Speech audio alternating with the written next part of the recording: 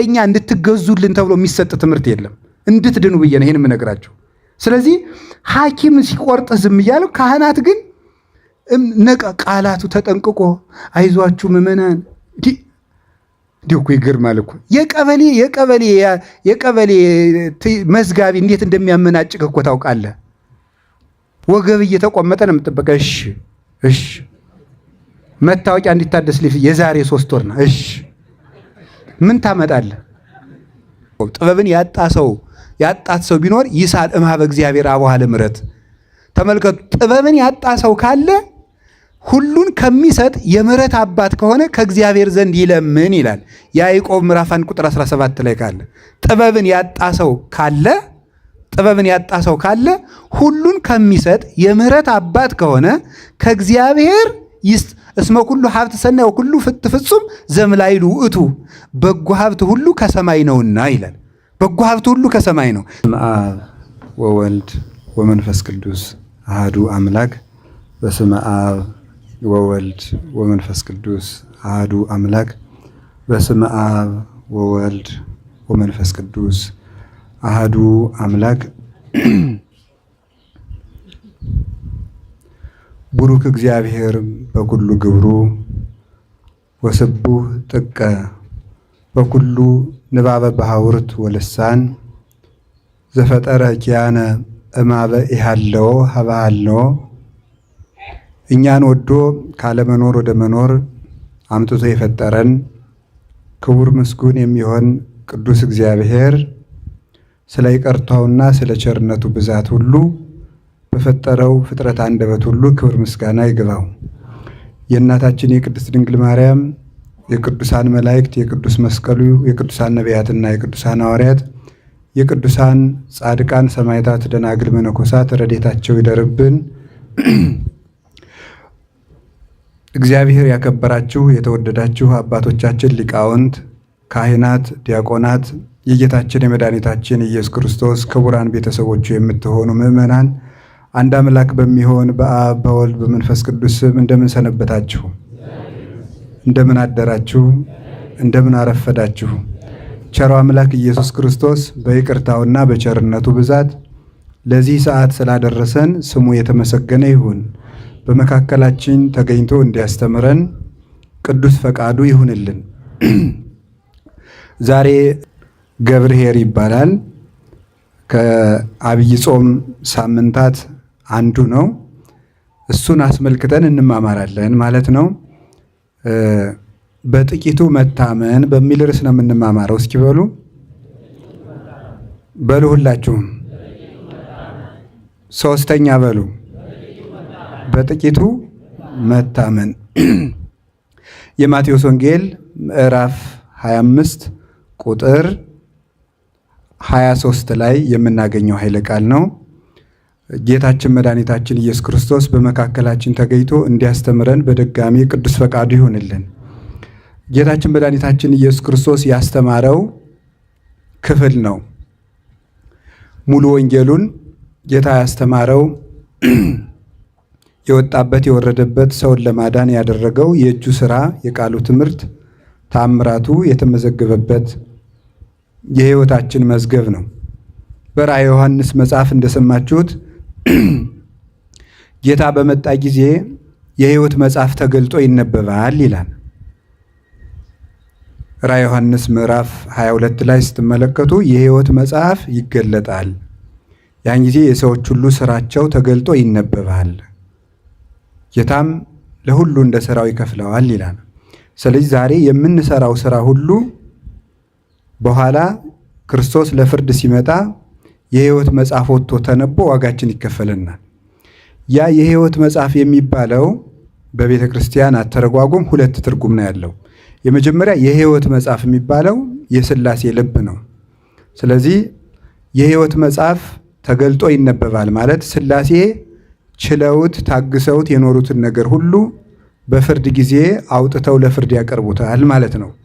ዛሬ የሰረቅነውንም የዋሸነውንም የቀጠፍነውንም ሥላሴ በልባቸው ሰውረው ሳያጋልጡን ከሰው መሃል ሰው መስለን እንድንኖር እንድንቆም አድርገው ይኖራሉ። ያን ጊዜ ግን ይገለጣል። ሰጣይሁ ለኩሉ ክቡት፣ የተሰወረውን የምትገልጠው አንተ ነህ። ሀባይሁ ለኩሉ ክሱት፣ የተሰወረውን ደግሞ የምትገልጠው የተገለጠውን የምትሰውረው አንተ ነህ ተብሏል። ዛሬ ሰውሮልን ይኖራል፣ ያን ጊዜ ግን ይገልጠዋል። ሁለተኛ የሕይወት መጽሐፍ የተባለች ወንጌል ናት። የሕይወት መጽሐፍ ያን ጊዜ የሕይወት መጽሐፍ ይነበባል፣ ለሁሉም እንደ ሥራው ይከፈለዋል ማለት ዛሬ በዕለተ እሑድ በሰንበተ ክርስቲያን በየቤተ ጉባኤው ወይም በየቤተ ክርስቲያኑ መድረክ መምህራን ያስተማሩን ወንጌል ያን ጊዜ ለፍርድ ትቀርባለች ማለት ነው።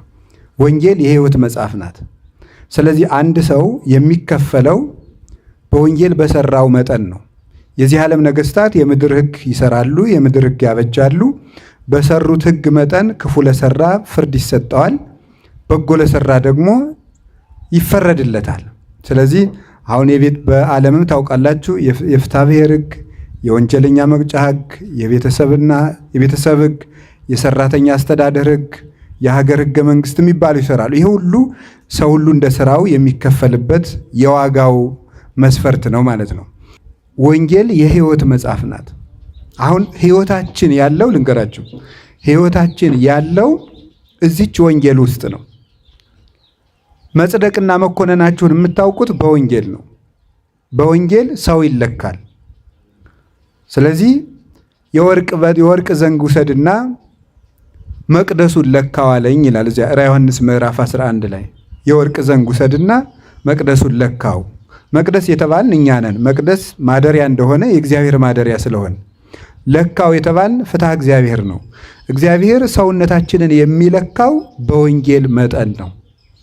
ምናልባት አንዳንድ ጊዜ ሰይጣን ተንኮለኛ ስለሆነ በተመላለስንበት ቁጥር የጸደቅን እንዲመስለን እያደረገ እንድንረሳና ምን ውስጥ እንዳለን እንኳን ላናውቁሉ እንችላለን። እና ተፈረደብንም አልተፈረደብንም በዚህ መጽሐፍ ውስጥ ሕይወታችን ይለካል። እንግዲህ ለዚህ መጽሐፍ ነው ዋጋ መከፈል ያለበት። አንድ ልጅ ድንቃድንቅ ይሄ ጂነስ ቡክ የሚባል ታውቁታላችሁ፣ የዓለም ድንቃድንቅ መዝገብ የሚባለው እዚያ ውስጥ በ93 ወይም 4 አካባቢ ነው በሬዲዮ ነው የሰማሁት። እዚያ ለመመዝገብ ብሎ ከ25ኛ ፎቅ ተወርውሮ ወድቋል፣ ስራዬ ብሎ ማለት ነው። እንግዲህ ሰው ስለወደቀ አይጻፍም፣ እኔ የጽፈውትም እንደሆነ አላውቅም። እና ሰው እንዲህ ለወንጌል ምን ያህል ዋጋ እዚያ ላይ መጻፍ ምንም የሚያተርፈው ነገር የለም።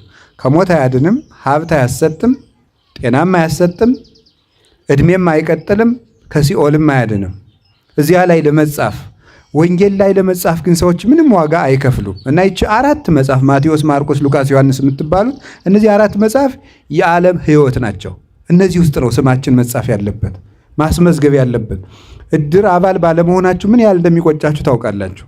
ለቤተሰብ ሀፍረት እንሆናለን ብለን ስንሞት እንዳናሳፍር ብለን ምን ያህል አባል እንደምንሆን፣ የቀበሌ መታወቂያ ለማግኘት ምን ያህል ዋጋ እንደምንከፍል ታውቃላችሁ። ያ መታወቂያ እስከሌለን ድረስ መደራጀት፣ የመንግስትን ጥቅም ማግኘት፣ ቤት ማግኘት አይቻልም። የዚያ መታወቂያ እስከሌለን ድረስ ይሄ የምድር ነገር ነው። ሊያልፍም ይችላል፣ ላናገኘውም እንችላለን። ምናልባት እዚያ ተመዝግቦ ቤት የማያገኝ ንብረት ሳይኖረው የሚሞት ይችላል። ወንጌል ውስጥ ተመዝግቦ ግን ሳያገኝ የሚቀር ሰው የለም። ለዘመጻቤ ይሰድዶ እያወፀው አፋ፣ ወደ እኔ የመጣውን ሁሉ በከንቱ መልሼ አስወጥቼ አልሰደውም ብሎ ባለቤቱ እንደነገረን ወደ ወንጌል በር የገባ ሁሉ በከንቱ ተመልሶ አይሄድም።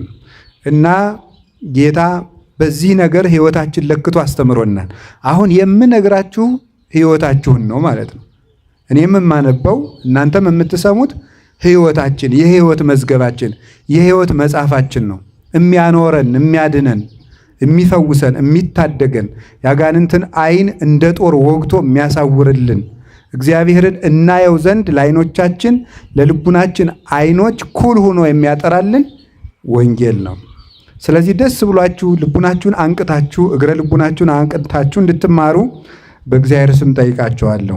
ጌታ ስለዚህ መስሎ አስተምሯል። መስሎ ያስተማረበት ምክንያት ልበ ቀሊላንን ለማስተማር ነው። ጠማሞች ደግሞ የሆኑትን እንዳይገባቸው ትምህርቱን ለመሰወር ነው። አጋንንት እንዲሰናከልበት ተብሎ በአግባቡ እንዳይገባው ተደርጎ ይሰወራል ማለት ነው። ሶስተኛ ደግሞ ሰው ወንጌልን ጥሮ ግሮ እንዲማራት በቅጥነተ ሕሊና እንዲያስተውላት በረቀቀ ሕሊና በሰላ አእምሮ በተከተተ ልቡና ሆኖ ሰውነቱን ትሑት አድርጎ አንጽቶ ተግቶ እንዲማራት ብሎ ነው። እንዲሁ በቀላሉ እንደ ወግ እንዲገባን አላደረገውም። ወንጌል ወሬ አይደለምና የአምላክ ቃል ስለሆነ የአምላክን ቃል በወሬ አንቦ ሰው ጓደኛው እንደሚጽፍለት ቴክስት ሊረዳው አይችልም። የአምላክ ንባብ ነው፣ የአምላክ ንግግር ነው።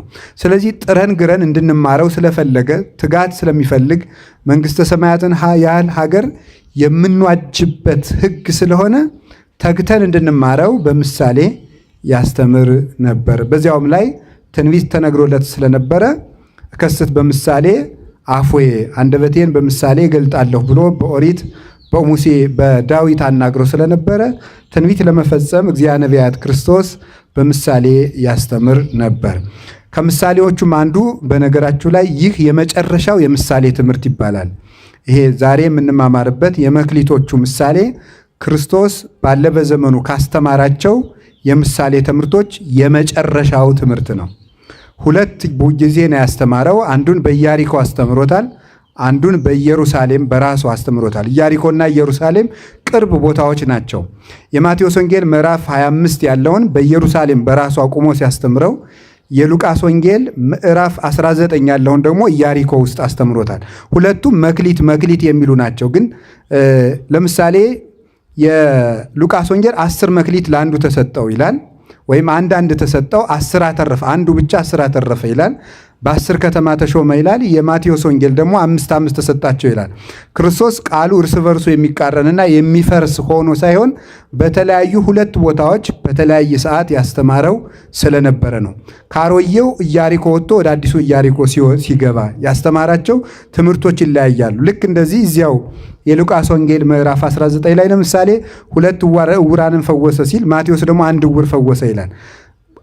ተመሳሳይ ቦታ ነው ከአንድ ቦታ ላይ። ስለዚህ አንድ ኢያሪኮ ላይ 1 ዕውር ፈወሰ፣ 2 ዕውር ፈወሰ። መጻሕፍቱ አይጣሉም።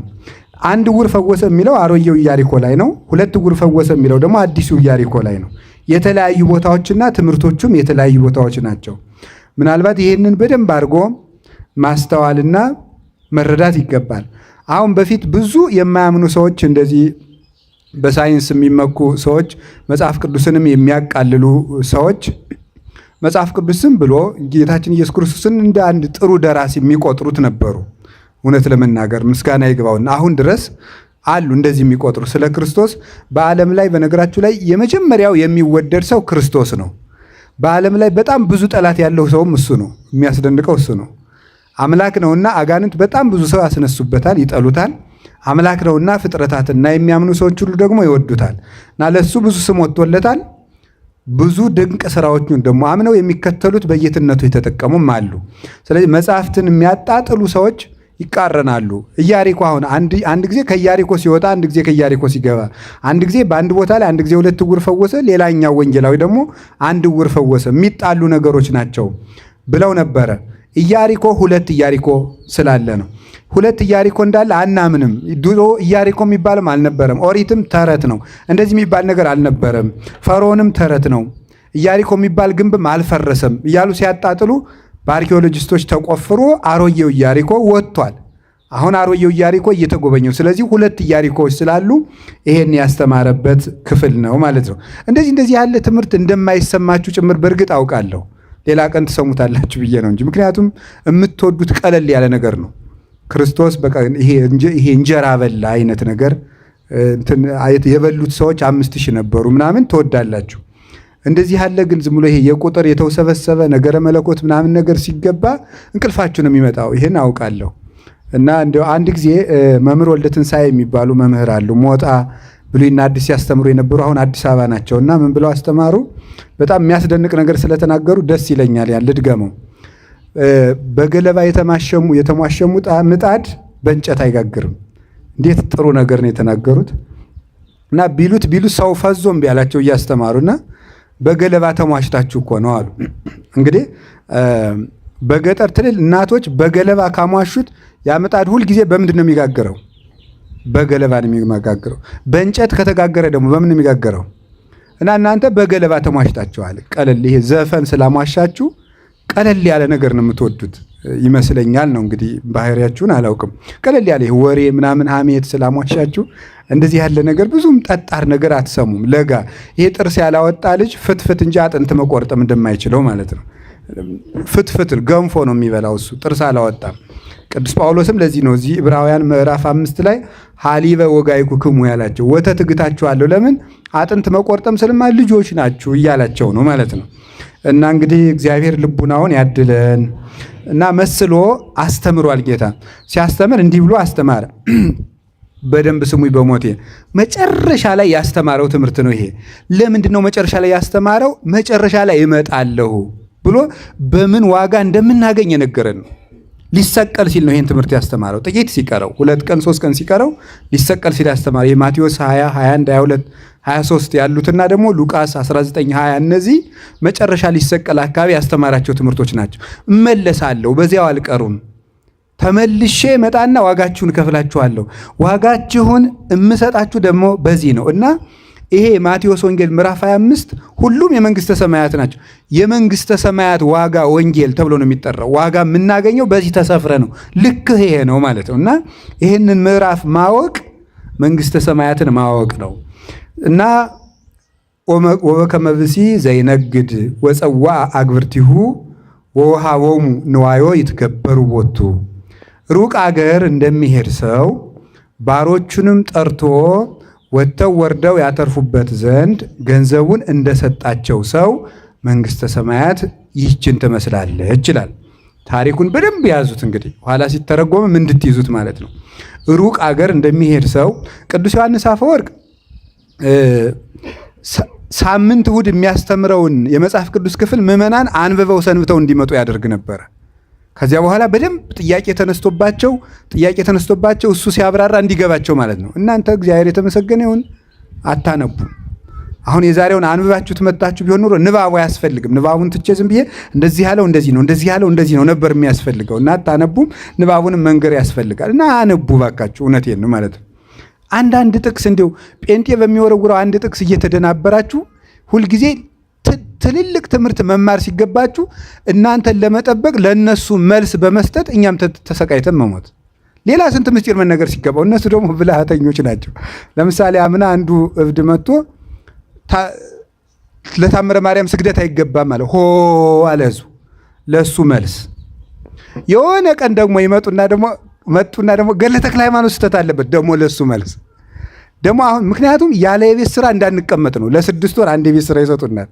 በሱ ህዝቡን ስናስረዳ ኧረ እባካችሁ ይሄ እንደዚህ ነው፣ እመቤታችን መድኃኒት ትባላለች ምናምን 6 ወር ገድለ ተክለ ሃይማኖት እንደዚህ ነው 6 ወር።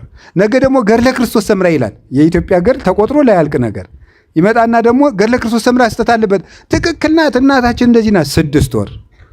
እናንተም በምልአት ትምህርት ቢኖራችሁ እንደዚህ ያለውን ነገር መምህራን አልነበረም መልስ የሚሰጡት፣ ራሳችሁ ነበር መልስ የምትሰጡት። ትልልቅ ትምህርት እንድንማር አንብቡ፣ ማወቅ አለባችሁ። ያለ እውቀት አትኑሩ። ክርስትና ድንቁርና አይደለም። መጽሐፍ ቅዱስ የተጻፈው ለእኛ ነው፣ የህይወታችን መዝገብ ነው እና አነቡ። መንግሥተ ሰማያት ሕገ ወንጌል ተስፋ እግዚእነ ኢየሱስ ክርስቶስ ባሮቹን ጠርቶ ወጥተው ወርደው ያተርፉበት ዘንድ ገንዘቡን የሰጣቸው ሰው ይመስላል። ቦ ለዘወሃቦ 5 መክሊተ 5 መክሊት የሰጠው ሰው አለ። 5 መክሊት ለሰጠው ሰው ገንዘቡ አለው ማለት ነው። ወቦ ለዘወሃቦ 2 መክሊተ 2 መክሊት የሰጠው ሰው አለ። 2 መክሊት ለሰጠው ሰው ገንዘቡ አለው።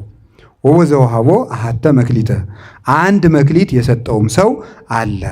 ወለኩሎሙ ለለ አሃዱ በአምጣነ ይክሉ ወሃቦሙ ወነገደ በጊዜሃ ለሁሉም ለእያንዳንዳቸው በሚችሉት መጠን እንደየአቅማቸው እንደየችሎታቸው ገንዘቡን ሰጥቷቸው ሩቅ ሀገር ሄደ ይላል።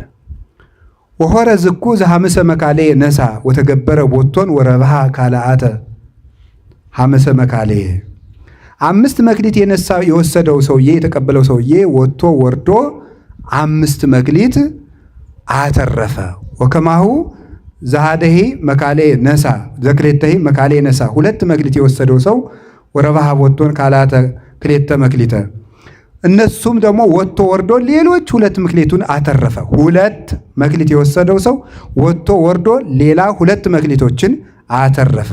ወዛሐተሰ መክሊተ ነሣ 2 መክሊት የወሰደው ሰው ሐለፈ ወከረ ምድረ ወሀባ ወርቀ እግዚኡ ሄደና መሬቱን ቆፍሮ ጥልቅ አድርጎ ቆፍሮ ሌባ ያታልለኛል፣ ወንበዴ ይቀማኛል፣ አላዋን ነገሥታት ያስጥሉኛል ብሎ የጌታውን ወርቅ ጉድጓዱን ጥልቅ አድርጎ ቆፍሮ ቀበረው።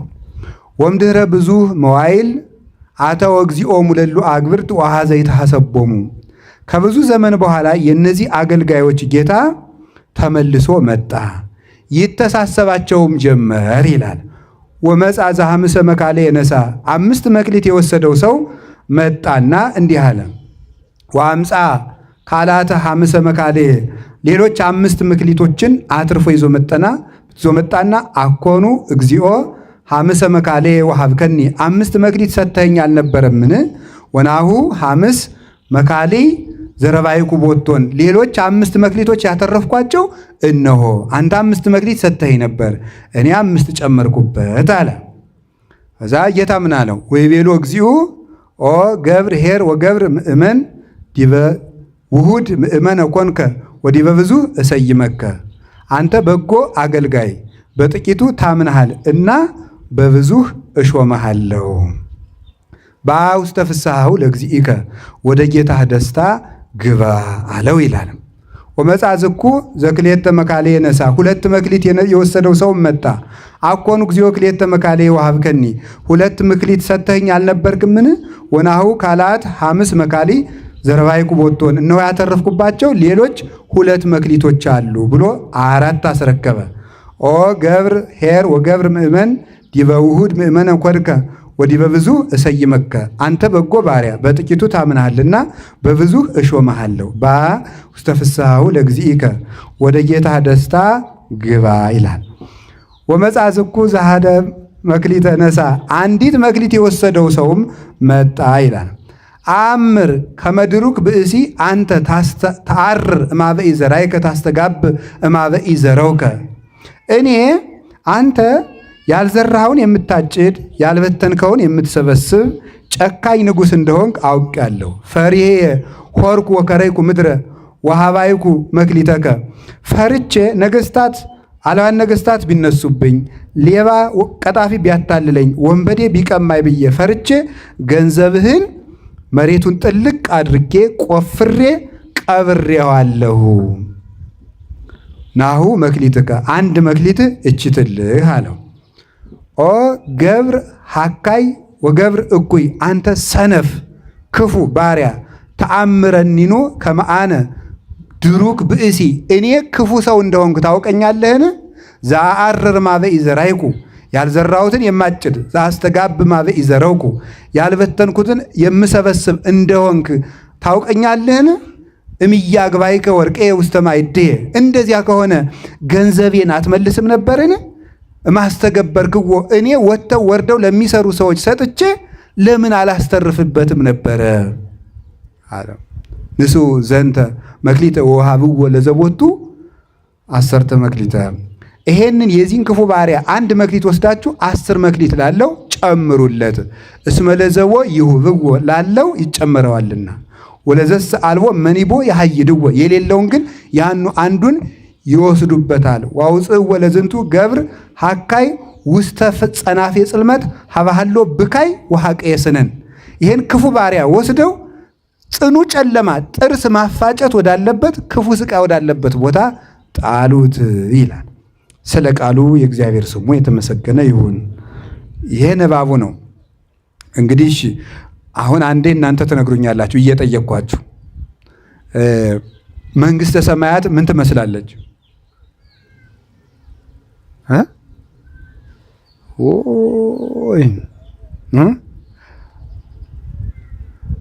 ኢሳይያስ ወዶ አይደለም ይሄ ሕዝብ ደነቆረ ያለ ደንቀወ ዘኒሆሙ ኦራይንቲሆሙ ገዝፋ አልባቢሆሙ ከመይት መየጡ ሀበ እግዚአብሔር ወይሳሃሎሙ እግዚአብሔር ተመልሰው ይቅር እንዳይላቸው ይሄ ሕዝብ ጆሮው ደነቆረ፣ አይኑ ታወረ፣ ልቡ ደነደነ ብሏል። ስሙ እንጂ ጎበዝ መንግሥተ ሰማያት ምን ትመስላለች? ሩቅ አገር የሚሄድ በሉ አንድ ጊዜ ባሮቹን ጠርቶ አትርፉበት ብሎ ምን የሰጠ ሰውን ትመስላለች? ገንዘቡን የሰጠ ሰው ትመስላለች ይላል። እሺ ስንት ባሮች አሉት ሰውየው? ሶስት። ለአንዱ ስንት ሰጠው? ለአንዱ ስንት ሰጠው? ለአንዱ ስንት ሰጠው? አንድ ሰጠው። ለሁሉም እንደምላቸው ሰጣቸው፣ እንደየአቅማቸው ሰጣቸው። እሺ ሰውየው ተመልሶ መጣ። መቼ ነው የመጣው? ከብዙ ዘመን በኋላ። ምን አረጋቸው? መጥቶ ተሳሰባቸው። እሺ 5 የተቀበለው ስንት አተረፈ? 2 ያተረፈው 1 ያተረፈው 1። 5 የተሰጠው ሰውዬ 5 ሲያተርፍ ስንት ይኖረዋል? 2 ያተረፈው 2 ሲያተርፍ ስንት ይኖረዋል? 1 ያተረፈው ምን አደረገው? ቀበረው። እሺ 5 ያተረፈውን ምን አለው? ምን አላችሁ? በጥቂቱ አምነሃልና በብዙ ሾመሃለሁ። 2 ያተረፈውንስ በጥቂቱ አምነሃልና ከዛ መጨረሻ ላይ ምን አለው? ወደ ጌታ ደስታ ግባ። ያኛው ምን አለው? የዚያኛው ደግሞ ምንድን የተባለው? አንድ አትርፍ ያለው ምክንያቱም ቢጠፋብህ ብዬ እችኑ ጠብቄ አምጥቼልሃለሁ ሲል ምንድን ነው ያለው? ገብረ ሀካይ ብሎ ምንድን ነው ያለው? ለምን ምን ባረክ ነበር ያለው? ገንዘቤን ወደ ሳጥኑ በመለስከው፣ ለሌላ ሰጥቼ ስራ አሰራበት ነበር ይላል። ስለ ቃሉ በድጋሚ እግዚአብሔር ስሙ የተመሰገነ ይሁን።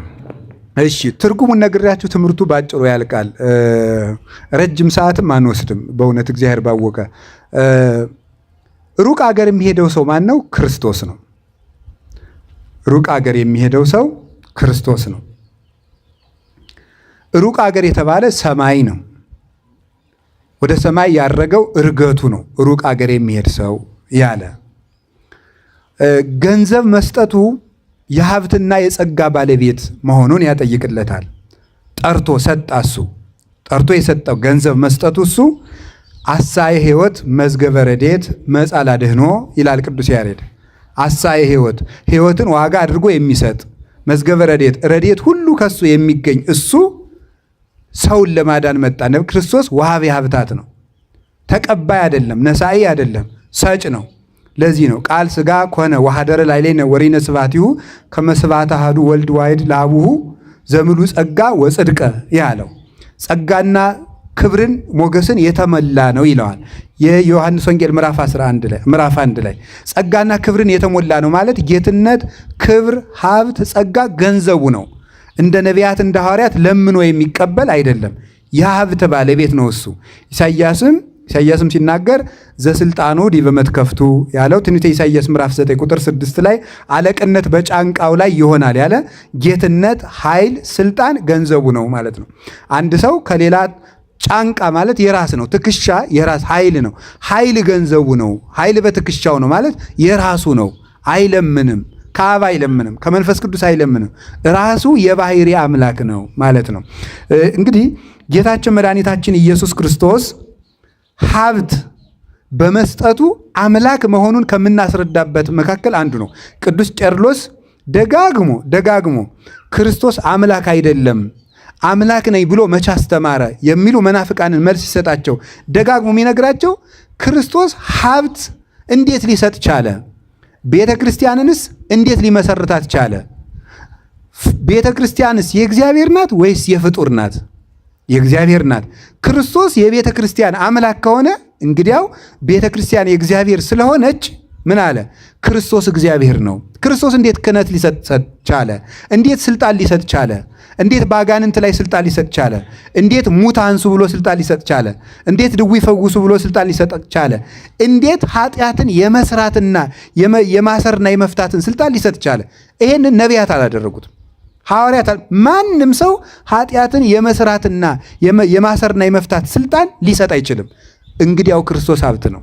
ይኸውላችሁ በእኔ የሚያምኑትን ዛቲ ተአምር ትተለወሙ ለእለ ያምኑ በስሜ ማርቆስ 16 ላይ በስሜ የሚያምኑትን ይቺ ምልክት ትከተላቸዋለች አለ። ምን ይላሉ አለ? ድውይ ይፈውሳሉ፣ እሺ፣ ሙት ያነሳሉ፣ አጋንንትን ያወጣሉ፣ ለምጻሙን ያነጻሉ። በማን ስም? በሱ ስም ማለት ነው። በሱ ስም። በፍጡር ስም ተአምራት ማድረግ ፈጽሞ አይቻልም። ፍጡርም ተአምር የማድረግ ሙት የማንሳት ኃጢአት የማስተስረይን ስልጣን ሊሰጥ አይችልም። እና ክርስቶስ ሀብት እንዴት ሊሰጥ ቻለ? እንግዲያውማ ተመልከቱ፣ ሀብት ከእግዚአብሔር የሚገኝ ከሆነ ክርስቶስም ሀብት ሲሰጥ ከተገኘ እንግዲያው ክርስቶስ የሀብት ባለቤት እግዚአብሔር ነው ይላል። እመቦ ዘኀጥአ ለጥበብ ይላል ያዕቆብ። ጥበብን ያጣት ሰው ቢኖር ይሳል እምኀበ እግዚአብሔር አቡኃ ለምሕረት። ተመልከቱ፣ ጥበብን ያጣ ሰው ካለ ሁሉን ከሚሰጥ የምሕረት አባት ከሆነ ከእግዚአብሔር ዘንድ ይለምን ይላል ያዕቆብ ምዕራፍ 1 ቁጥር 17 ላይ ካለ ጥበብን ያጣ ሰው ካለ ሁሉን ከሚሰጥ የምሕረት አባት ከሆነ ከእግዚአብሔር ይስጥ። እስመ ኩሉ ሀብት ሰናይ ወኩሉ ፍጹም ዘእምላዕሉ ውእቱ። በጎ ሀብት ሁሉ ከሰማይ ነውና ይላል። በጎ ሀብት ሁሉ ከሰማይ ነው። ስለዚህ ጥበብን ያጣ ሰው ፍጡርን ሳይሆን እግዚአብሔር ነው መለመን ያለበት። በጣም መልካም። እንግዲያው ምን አደረገ? አንደኛ ዮሐንስ ምዕራፍ 5 ቁጥር 20 ላይ ስትመለከቱ እንዲህ የሚል ቃል ታገኛላችሁ። ንሕነሰ ነአምር ከመ መጽአ ወልደ እግዚአብሔር ወወሀበነ ልበ ከመ ናእምሮ ለእግዚአብሔር በጽድቅ ዘውእቱ እግዚአብሔር ዘበአማን። ተመልከቱ፣ እኛስ የእግዚአብሔር ልጅ እንደመጣ እግዚአብሔርን እናውቅ ዘንድ ልብን እንደሰጠን እናውቃለን ይላል።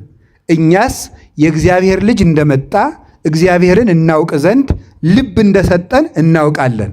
አሁን ተመልከቱ፣ መዝሙር 50 ላይ ስታነቡ እንዲህ የሚል ቃል ታገኛላችሁ።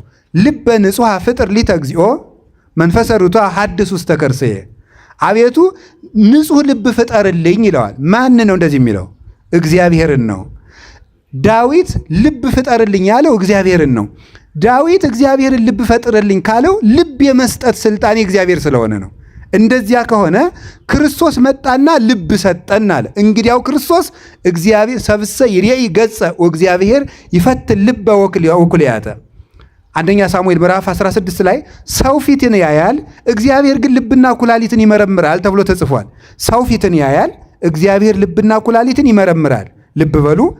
ሳሙኤል ምን አለ? ልብና ኩላሊትን የመመርመር ስልጣን ያለው እግዚአብሔር ነው አለ። አንድ። ከዚያ ቅዱስ ዳዊት ደግሞ አቤቱ ልብ ፈጠርልኝ አለ። ሁለት። እንግዲህ ልብ የመስጠት ልብ የመፍጠር ስልጣን ያለው እግዚአብሔር ነው። እንደዚያ ከሆነ ክርስቶስ መጥቶ ልብ ከሰጠ ክርስቶስ ልብን የሚመረምረው ያ ቀዳማዊ አምላክ ነው ማለት ነው። ይህንን ለማስረዳት ነው ገንዘብ ሰጥቶ ሄደ ማለት ወሃቤ ሀብታት ነው ማለት ነው። አረገ ውስተ አርያም ፄዊወከ ፄዋ፣ ምርኮን ማርከህ ወደ ሰማይ አረክ ወወሀብከ ጸጋከ ለእጓለ እመሕያው፣ ለሰው ልጆችም ሀብትን ሰጥተህ ወደ ሰማያት ወጣህ አለው። አሁን ዳዊት እንዲህ ብሎ የተናገረለትና መዝሙር 67 ላይ ማቴዎስ ወንጌል ምዕራፍ 25 ላይ ያለው አንድ ነው። ወፀዋ አግርቲሁ ወሀቦሙ ወበከመ ብእሲ ዘይነግድ፣ ሩቅ አገር እንደሚሄድ ሰው አለ። ቅዱስ ዳዊት ደግሞ ምን ብሎ ተገለጠለት? አንተ ደግሞ ምርኮን ማርከህ ወጣህ። ምንድን ነው የማርከው? ልበ አሕዛብን ማረከ፣ ልበ ሐዋርያትን ማረከ፣ ነፍሳትን ከሲኦል ማረከ፣ ምድርን ካጋንንት ነፃ ወጣ። ወወሀብከ ጸጋከ ለእጓለ እመሕያው፣ ለቤተ ክርስቲያን ለሐዋርያት ሀብትን ሰጥተህ አረግህ አለው ቅዱስ ዳዊት። አላችሁ እንዴ? እግዚአብሔር ከሁላችሁም ጋር ይሁን። ያ የሰው ልጅ ስልጣን የሰጠው ሩቅ አገር የሄደው እርሱ ክርስቶስ ነው። እንግዲህ ክርስቶስ ሀብትን ሰጠ። ክርስቶስ አምላክ ነኝ ብሎ የተናገረበት አንድ መጽሐፍ አንጡ ይላሉ። ይህ ሀብት ሲሰጥ ሀብት የመስጠት የማን ነው? ሕይወት የመስጠት ምን ማለት ነው? ክርስቶስ ስለ ራሱ የተናገረ በቃሉና በተግባር ነው። በቃሉ እኔ የአብ ቃል ነኝ፣ የአብ ልጅ ነኝ፣ ከአብ ጋር ቅድምና የነበረኝ ነኝ፣ አብርሃም ሳይወለድ የነበርኩ ነኝ፣ ትንሣኤና ሕይወት ነኝ፣ እንዲህ ብሎ ይናገራል። በተግባር ደግሞ ሙታንን በቃሉ ይቀሰቅሳቸዋል። በቃሉ ከመዚህ የእግዚአብሔር እያለ እንደ ነቢያት ሳይሆን ራሱ ሕግ ሲሰራ እግዚአብሔር እንዲህ ብሏችኋል ብሎ እንደ ሙሴ ሳይሆን ምን እያለ አንሰ እብለክሙ እኔ ግን እላችኋለሁ እያለ እንደ ባለስልጣን እንደ ጌትነቱ የሚያስተምር የባሕርይ አምላክ ነው እሱ። አሁን ሀብት በመስጠት አምላክነቱን ገለጠ። ይሄ ሰጥቶት የሄደው ለቤተክርስቲያን ሰጥቷት የሄደ ሀብት ነው። 5 መክሊት የሰጠው አለ፣ 2 መክሊት የሰጠው አለ፣ 1 መክሊት የሰጠው አለ። ለሁሉም እንደ አቅሙ ሰጠው። አንድ ቃል ልንገራችሁ፣ ለሁሉም እንደምኑ ሰጠው? እንደ አቅሙ ሰጠው የሚለው ምንድን ነው የሚያስደንቀው? የእግዚአብሔር ቸርነት ምን ያህል እንደሆነ እንድታውቁ ነው። ክርስቶስ ለመንግስተ ሰማያት መስጠትና ሲኦል ለመስደድ ለፍርድ በመጣ ጊዜ ሰውን የሚጠይቀው በሌለው ነገር ሳይሆን ባለው ነገር ነው ብለው ይተረጉማሉ ሊቃውንት። በምኑ ነው የሚጠይቀው? ባለው ነገር። ባለህ ነገር ምን ሰራበት ነው። በሌላ አትጠየቅበትም። የያዝካት ነገር ግን ጫማ ሰፊ ከሆንክ በጫማ ሰፊነትህ ይጠይቃል ክርስቶስ ማለት ነው። የባጃጅ ሹፌር ከሆንክ በባጃጅ ሹፌርነትህ ይጠይቃል። ፖሊስ ከሆንክ በፖሊስነት ይጠይቃል። በሌለህ ነገር አይ ቄስ ብትሆን ኑሮ፣ መነኩሴ ብትሆን ኑሮ፣ ባይታዊ ብትሆን ኑሮ፣ ዋሻ ብትቀመጥ ኑሮ አይጠይቅም። የተቀመጥክባት ቦታ እሷ መክሊትህ ናት ነው። ሱቅ የምትሸጥ ከሆነ እሱ መድኃኒት የት ካለ መድኃኒቱን ቾኩን ቀርሰ ክኒን አድርገህ ካልሸጥክበት፣ ቅቤ የሚሸጥ ነው ሰው ሙዝ ካልቀላቀለበት፣ እያንዳንዷን ነገር በስፍር አባይ ሚዛን በእግዚአብሔር ዘንድ አስጸያፊ ነው ይላል ሰሎሞን። በተቀመጥክባት ቦታ ሰፍሮ መንግሥተ ሰማያትን ይሰጣቸዋል። ይሄ ያስፈራል ወይስ ደስ ያሰኛል? ደስ ያሰኛል እንጂ በአቅማችን መንግሥተ ሰማያትን ለክቶ የሚሰጥ ደግ አምላክ መሐሪ እሱ ነው። እንደ አቅማችን እንጦንስን እንዳቅሙ፣ እኔንም እንዳቅሙ፣ ገብረ ሥላሴንም እንዳቅሙ፣ ወለተ ሥላሴንም እንዳቅሙ፣ ማንንም እንዳቅሙ ነው ክርስቶስ። ያለ አቅሙ ያልዘራውን አያጭድም። እንዲያውም ያልዘራውን ካጨደም ሌላ ነው የሚያጭደው። እሱን እነግራችኋለሁ። ክርስቶስ ያልዘራውን አያጭድም። ያለ አቅማችን አይጠይም። በአቅምህ ግን ይጠይቀሃል። አቅማችን ግን ተጠቅመነዋል ወይ ነው። አንድ ይሄን ያዙ። ሁለተኛ ለሁሉም እንዳቅሙ ሰጠው ማለት ምን ማለት ነው? መክሊት የሌለው ሰው የለም ማለት ነው። ይህን ማወቅ አለባቸው። መክሊት የሌለው ሰው የለም። መክሊት ማለት ሀብት ጸጋ ነው። ለጊዜው ገንዘብ ነው። መክሊት የሚባለው 600 ዲናር የሚዘረዘር ነው። ምናልባት ወደ 1575 ሸክል ወይም ሰቅል ሊዘረዘር ይችላል። በእስራኤል ብር አንድ ዲናር አንድ መክሊት ወደ 42.5 ኪሎ ግራም ሊመዝን ይችላል። በሚዛን ሲመዘን ማለት ነው። እንደዚህ አይነት ገንዘብ ነው። የገንዘብ ሚዛን ነው። ትልቅ የሚመዝን መክሊት ነው። ወርቁን ወቄት ደግሞ አንድ መክሊት 1700 ወቄት ወርቅ ሊሆን ይችላል። ወቄት እንግዲህ እንደዚህ ነው መለኪያው። ወቄት ይሄ ነው አይደል? አታውቁም? ወቄት የከተማ ሰው ብዙ አይገባውም። ገጠር ግን እኔ ገጠር ስላደኩ ይገባኛል። እናቶቻችን አንድ ወቄት አሻቦ አበድርኝ ይላሉ። አንዱ እስከምትገዛ ቅዳሜ ገበያ እስከሚመጣ በዚህ ሙሉ ማለት ነው። አንድ ቁንጥር አሻቦ ተዋውሰው ጫውን ነው አሻቦ ማለት ይችን ተበድረው ነው የሚኖሩ እናቶቻችን። ዛሬ ችግር ነው በጣም አፍረትም የለም። ድሮ ድህነት አያሳፍር ምን የለ በቃ እንደዚህ ነው የሚኖሩት ተደጋግፎ። ስለዚህ እንዲህ ያለ መክሊት ማለት ገንዘብ ነው። ክርስቶስ ጸጋ ያልሰጠው ሰው የለም። ማንም ሰው እዚህ ውስጥ ያለው ሰው በሙሉ በአጠቃላይ መክሊት አለው። አሁን ዛሬን የምነግራችሁ መክሊታችሁን ነው። መክሊት ማለት አንተ እርሻ ክፍል ነው ምናምን እያልኩ እነግራችኋለሁ ማለት አይደለም። አሁን በእርግጥ ማለት በእውነት ነው። አሁን ዛሬ የምነግራችሁን ነገር ከያዛችሁት መክሊታችሁን ታውቁታላችሁ፣ ትሰራላችሁ። እዚህ ላይ ስትሰሩ መክሊታችሁ ራሱ ይመጣል ማለት ነው። አሁን የምነግራችሁ ነገር ላይ ስትሰሩ መክሊታችሁ ያን ጊዜ ራሱ ይወጣል። ከቃሉ ጋር ናችሁ? እግዚአብሔር ከሁላችን ጋር ይሁን። ስንት መክሊት የሰጠው አለ? በሉ እንጂ 5 መክሊት የሰጠው አለ። 5 መክሊት ምንድነው ነው? 5ቱ የሙሴ መጻሕፍት። እስኪ በሉ ምን አላችሁኝ? የሙሴ መጽሐፍ። እሺ ለእናንተ እኩል ተሰጥተዋል አልተሰጡም? እነዚህ በሉ ንገሩኝ እንጂ ተሰጥተዋል። ለእኔ ብቻ ነው አሁን 5ቱ? እነዚህ ማለት ኦሪት ዘፍጥረት፣ ዘጸአት፣ ዘሌዋውያን፣ ዘሁልቁና ዘዳግም እነዚህ ለእናንተ ጭምር አልተሰጡም? ሂደ በ150 ብር ይህን መጽሐፍ ቅዱስ መግዛት አትችልም? ስለዚህ 5 መክሊት የሰጠው ማን ነው? 5 መክሊት የሰጠው በሉ እንጂ እስቲ 5 መክሊት ያለው ያውጣ። አሁን አውጡ 5 መክሊት ያለው እንዴ! ሌሎቻችሁስ አታምኑም እንዴ በሙሴ መጽሐፍ? አዎ ስለዚህ 5 መክሊት አላችሁ ማለት ነው። አሁን ሰው ዝም ብሎ ሰነፍ አይደለ እየሮጠ ይመጣና ዝም ብሎ ከአንዱ መነኩሴ ከኔም ጭምር ሰው መስየው ነው አባ እንዲሁ መክሊት የንገረኝ። እኔ ምን አውቅልሃለሁ? መክሊት የሚባለው 5ቱ መጽሐፍ ነው ጌታዬ። ይሄንን ስትሰራ መክሊትህን ታውቃለህ።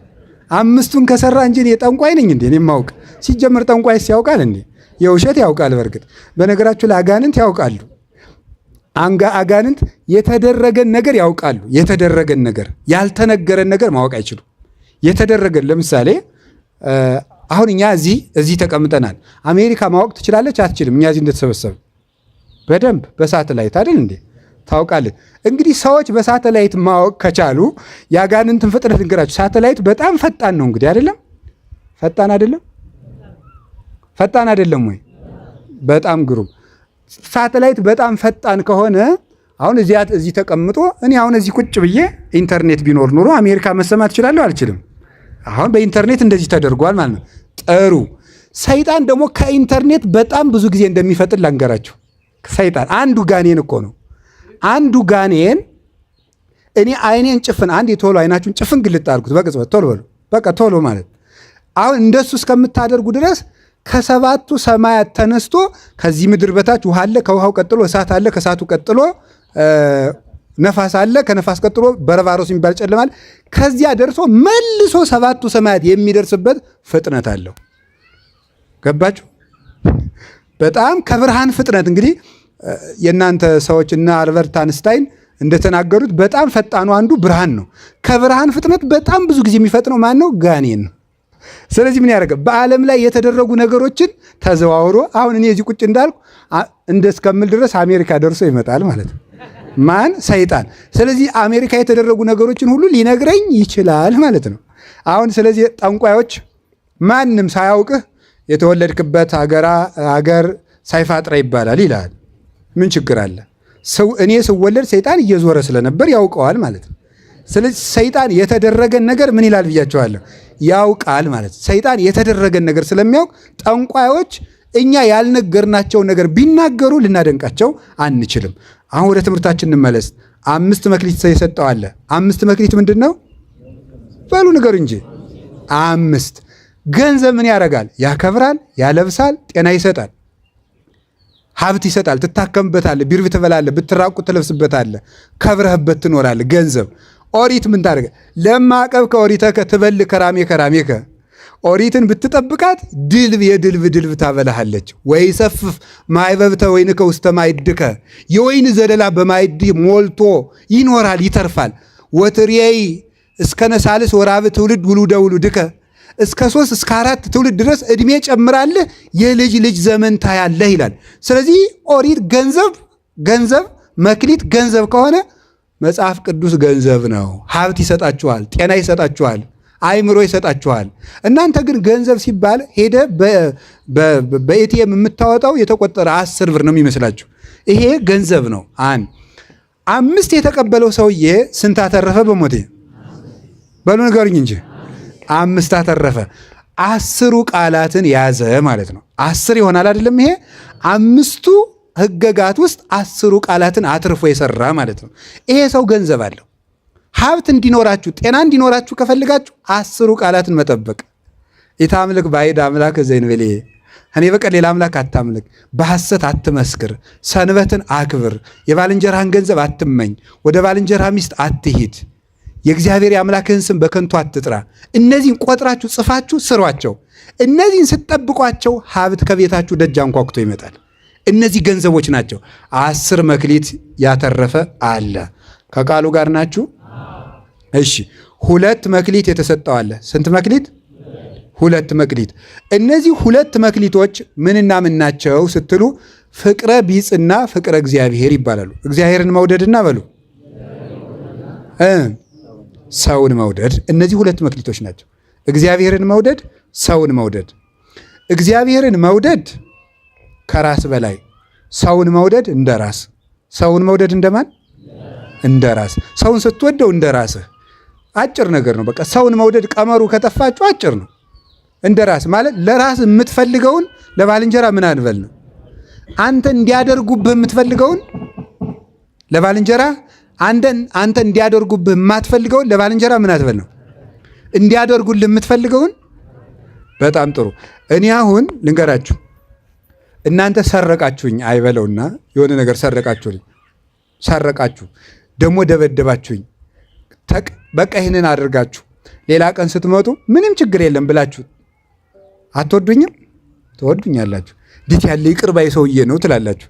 ያን ሁሉ አርጌው እኮ ተወልኝ ትላላችሁ። አንተ ይሄንን ለዚህ አድርገው ነው። ለማን?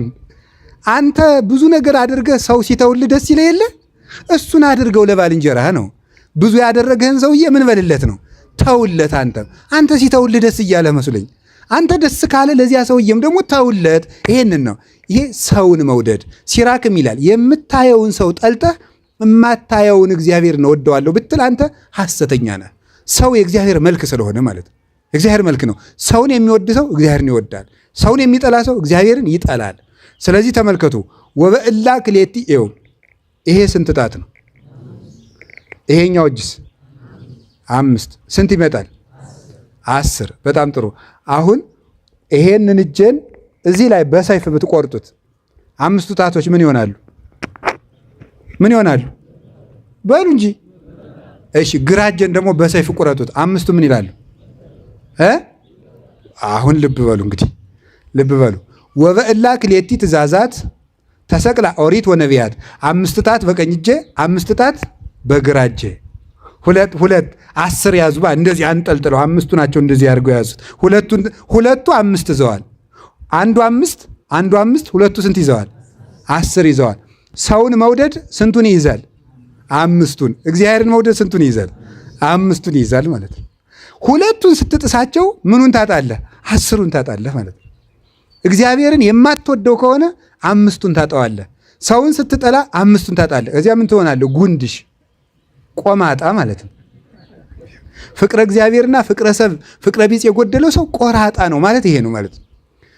ይሄንን እንደ እጅ አደረገና ተሰቅላ ኦሪት ወነቢያት በእነዚህ በሁለቱ ኦሪት ፍቅረ ቢጽና ፍቅረ እግዚአብሔር ክንድ አደረጋቸው ብርታት የሚሰጡ ኦሪትም ነቢያትም ጸንተው የሚኖሩ እግዚአብሔርን በመውደድና ሰውን በመውደድ ነው። እና ሁለቱ ናቸው። በነገራችሁ ላይ ሰው ከኃጢአት ለመዳን ጽድቅን ለመስራት ብቸኛው ምርጫ ምን እንደሆነ ታውቃላችሁ? እግዚአብሔርን መውደድ።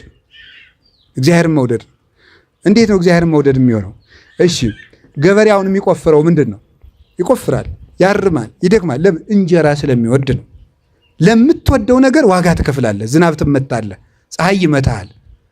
ዝናብ እየመታ ትሸከማለህ፣ ፀሐይ እየመታ ትሸከማለህ። ጭዱን ይሸከማል። አሁን በመጋቢት ፀሐይ እየመታው ገበሬው እኛ ቤት ቁጭ ብለን እየዋል። ለምን? ለሚወደው ነገር ነው። ለምትወደው ነገር ዋጋ ትከፍላለህ። ልክ እግዚአብሔርን የምትወዱት ከሆነ ለእግዚአብሔር ምን ማለት ነው? ዋጋ መክፈል። ለምሳሌ ሌሊት እግዚአብሔርን ተነስቶ ማመስገን፣ ዳዊት መድገም አንድ ነገር ነው። ተኝተ ማደር ሌላ ነገር ነው። የምትወደው ከሆነ የእንቅልፍ ዋጋ ለእግዚአብሔር ትከፍላለህ ማለት ነው። እግዚአብሔርን ማገልገል፣ እግዚአብሔርን ማመን ማለት የሚወዱት ነገርና እግዚአብሔር ለምርጫ ሲቀርቡ የምንወደውን ነገር ትተን እግዚአብሔርን መምረጥ መቻል ማለት ነው። ክርስትና ማለት የመምረጥ ብቃት ያለው ሰው ነው። ክርስቲያን ማለት መምረጥ የሚችል ይሄን ትቶ ይሄን የሚጸየፍ የሚያጸየፈውን ትቶ እግዚአብሔርን መምረጥ። በየቀኑ ውሸትና እውነት፣ ሐሰትና እውነት፣ ሌብነትና ምጽዋት፣ ዝሙትና ንጽህና፣ ጉቦ መብላትና ቅን መፍረድ፣ ዘረኝነትና አንድነት በየደቂቃው በየፌርማታው ለምርጫ ይቀርቡልሃል። የመምረጥ አቅም ያንተ ነው። በየሴንቲሜትሩ እነዚህ ምርጫዎች ይቀርባሉ። ሂዱ ተንቅሳው፣ ዝም ብለህ ባህር ዳር ዝም ብለህ በአስፓልቱ ዝም ብላችሁ በእግራችሁ ተራመዱ። ጥቂት ሜትሮች እንደተራመዳችሁ ኃጢአትና ጽድቅ ፊት ለፊት ይመጣሉ። እዩዋቸው፣ ፊት ለፊት ቆመው ይታያቸዋል። እግዚአብሔርን መርጠህ ካለፍክ አንተ እግዚአብሔርን ወደዋል ማለት ነው። እግዚአብሔርን መውደድ 2 መክሊት። ይሄ ሰው ስንት ያተርፋል? በሞቴ ንገሩኝ። በሁለት ያለው ስንት ነው የሚያተርፈው? አቤት 5 እንዳትሩ ወደ ጣቱ ሄዳችሁ 2 መክሊት ያለው ሰውዬ ስንት ነው ያተረፈ? ከዛ ስንት ይኖረዋል? ሰውን የሚወድና እግዚአብሔርን የሚወድ ሰው 4ቱን ወንጌልን ይይዛል ማለት ነው። ሰውን የሚወድ ሰውና እግዚአብሔርን የሚወድ ሰው 4ቱን ወንጌሎች ፈጸማቸው ማለት ነው። በቃ ሌላ ምንም የለው። ይህን ስትይዝ ወንጌልን ፈጸምካት ማለት ነው። ሌላ ምንም የለው። እኔ ይገርማል እኮ ጌታ እንዲህ ያለ የዮሐንስ ወንጌል ምዕራፍ 13 ቁጥር 34 ላይ እንዲህ ብሏል። ወበዝንቱ የአምረክሙ ሰብ ከማርዳእ አንትሙ እምከመ ተፋቀርክሙ በበይናቲክሙ። እርስ በርሳችሁ ከተዋደዳችሁ ያን ጊዜ ሰዎች የኔ ደቀ መዛሙርት መሆናችሁን በዚህ ያውቃሉ አለ። እርስ በርሳ በቃ የክርስቶስ ደቀ መዝሙር የመሆን ዋናው ምልክት እርስ በርስ መወደድ ነው። የክርስቶስ የመሆን ምልክት ወፍጻሜውሰ ለኩሉ ሕግ ወማይልቅቱሰ ለኩሉ ሕግ ተፋቅሮ በልብ ንጹሕ። የሕግ ሁሉ ፍጻሜ አንደኛ ጢሞቴዎስ ምዕራፍ 1 ላይ የሕግ ሁሉ ፍጻሜ በንጹሕ ልብ መዋደድ ነው ይላል። የሕግ ሁሉ ፍጻሜ ከኦሪት ዘፍጥረት ምዕራፍ 1 ቁጥር 1 እስከ ራዕየ ዮሐንስ ምዕራፍ 22 መጨረሻ ድረስ የሕግ መጨረሻው በንጹሕ ልብ መዋደድ ነው። ተዋደን መክሊት እንድናተርፍ እግዚአብሔር ይርዳን።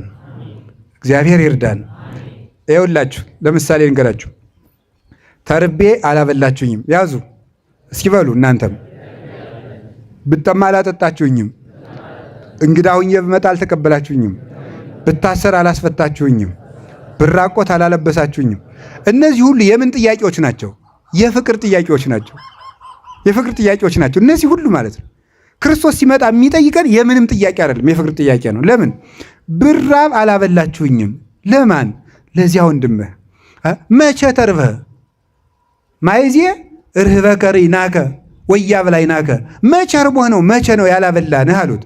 ዘይገበርክሙ ለአሐዱ እምእሉ ንዑሳን ሊተ ይገበርክሙ፣ ወይም ለደጋጎቹ ደግሞ ዘገበርክሙ ለአሐዱ እምእሉ ንዑሳን ሊተ ገበርክሙ። ከታናናሾቹ ለአንዱ ያደረጋችሁት ለእኔ ያደረጋችሁልኝ አለ። ልብ በሉ፣ እግዚአብሔር ክርስቶስን ሰዎችን መውደድ ክርስቶስን መውደድ ነው። ለሰው ማብላት ክርስቶስን ማብላት ነው። ለሰው ማልበስ ክርስቶስን ማልበስ ነው። እና መቼ ይርበርደዋል ክርስቶስ? ክርስቶስ መቼ ይርበዋል? እሱ የሕይወት እንጀራ አይደል እንዴ? ቢራብስ እኮ አንድ ጊዜ ነው፣ እሱም ለእኛ ቤዛነት ነው። ክርስቶስ መቼ ይታሰራል? አንድ ቀን ታሰረ፣ እሱም እኛን ነፃ ለማድረግ ነው። ሰውን ማስፈታት እግዚአብሔርን ማስፈታት ነው። ሰውን ታሞ መጠየቅ እግዚአብሔርን መጠየቅ ነው። ይሄንን ነው ጌታ የነገረን። ከቃሉ ጋር ናችሁ? እግዚአብሔር ከሁላችን ጋር ይሁን። እሺ፣ ከቃሉ ጋር ናችሁ? አንድ መክሊት የተሰጠው ምንድን ነው? አንድ መክሊት የተሰጠው በበጎ ነው የምንወስደው ይህን ሁሉ ማለት ነው። አንድ መክሊት የተሰጠው ሰው መሆን ነው። እስኪ ሰው መሆን በሉ ንገሩኝ እንጂ። ሰውነት አንድ መክሊት ነው። ያንን ያጠፋው ማለት ያንን ባጠፋበት ያጠፋው ነው። መጥፊያውን በኋላ ነግራችኋለሁ። ሁለተኛ ትርጓሜ 5 መክሊት የሰጠው አለ። 5 መክሊት የሰጠው አለ። ልብ ብላችሁ ስሙ። 5 መክሊት የሰጠው አሉ። 5 መክሊት የተሰጠው ጳጳስ ነው። 5 መክሊት የተሰጠው ጳጳስ ነው። ጳጳስ 5 መክሊቶች አሉት። ዲቁና አለው፣ ቅስና አለው። አይቅርታ አንድ ዘልያለሁ። ክርስቲያንነት አንድ አለው። ምእመንነት። ጳጳስ ምእመን ነው አይደለም? ምእመን እኮ እናንተ ቀላል ስም መስሏችኋል። ምእመን እኮ የእግዚአብሔር ስም ነው። ምእመን እግዚአብሔር በሁሉ ቃሉ፣ እግዚአብሔር በቃሉ ሁሉ የታመነ ነው። ምእመን የእግዚአብሔር ስም ነው። ቀላል ስም እንዳይመስላችሁ። ምእመንነት አለው። ክርስቲያናዊነት አንድ። ከዛ ምን አለው? ዲቁና አለው 2። ቅስና አለው 3። ጵጵስና አለው 4። ሊቀ ጵጵስና 5። የሊቀ ጳጳስ ጸጋው 5 ነው። 5 መክሊቶች አሉት ማለት ነው። 5 ማትረፍ ማለት በጵጵስና ወርዶ ወጥቶ አስተምሮ ሌላ ጳጳስ የተካ ወይም እሱኑ ሙሉ የሰራበት ሰው ማለት ነው። ሙሉ የሰራበት ሰው እንደተሰጠው። እንግዲህ ጳጳሱ ሰው በዚህ ዘመን ለምን ጳጳስ መሆን እንደሚያጓጓው በጣም ነው የሚያስደንቀው። ተመልከት፣ ክርስቲያን ስትሆን የምትጠየቅ በምን ብቻ ነው? በክርስቲያንነት ብቻ፣ በምዕመን ብቻ ነው የምትጠየቀው። አሁን ምን ጨምርበት? ከክርስትናው ላይ ዲቁና ጨምርበት። በስንት ነገር ልትጠየቅ ነው? በ2። እሱ ቅስና ጨምርበት። በስንት ነገር ትጠይቃለህ? ጵጵስና ጨምርበት። በስንት ትጠይቃለህ? ሊቀ ጵጵስና ጨምርበት። በስንት ትጠይቃለህ? በ5 ማለት ነው። ስለዚህ ይሄኛው 5 ያተረፈ ማለት ምን ማለት ነው? የሕዝብነት ስራ የሰራ በዚህም ያተረፈ፣ የዲቁና ትርፍ ያለው፣ የቅስና ትርፍ ያለው፣ ከዛ የጵጵስና ትርፍ ያለው፣ የሊቀ ጳጳስነት ትርፍ ያለው ፓትርያርኩ። እንግዲህ ይሄ ለዚህ ነው አባ መቃርዮስ የሚባል አባት ጳጳስ ሆኖ እናቴ ጳጳስ ሆንኩ እኮ ሲላት ሙተ ተገንዘ ባይ ይሻለኝ ነበር አለችው። ለምን ሲላት ድሮ የምትጠየቅ በራስህ ኃጢአት ብቻ ነበር፣ አሁን ግን በሕዝብ ሁሉ ትጠየቃለህ ብላ ነበር የነበረችው ማለት ነው። ይሄ ሁሉ ጸጋ። 2 መክሊት ያለው ማን ነው? 2 መክሊት ያለው ማን ነው?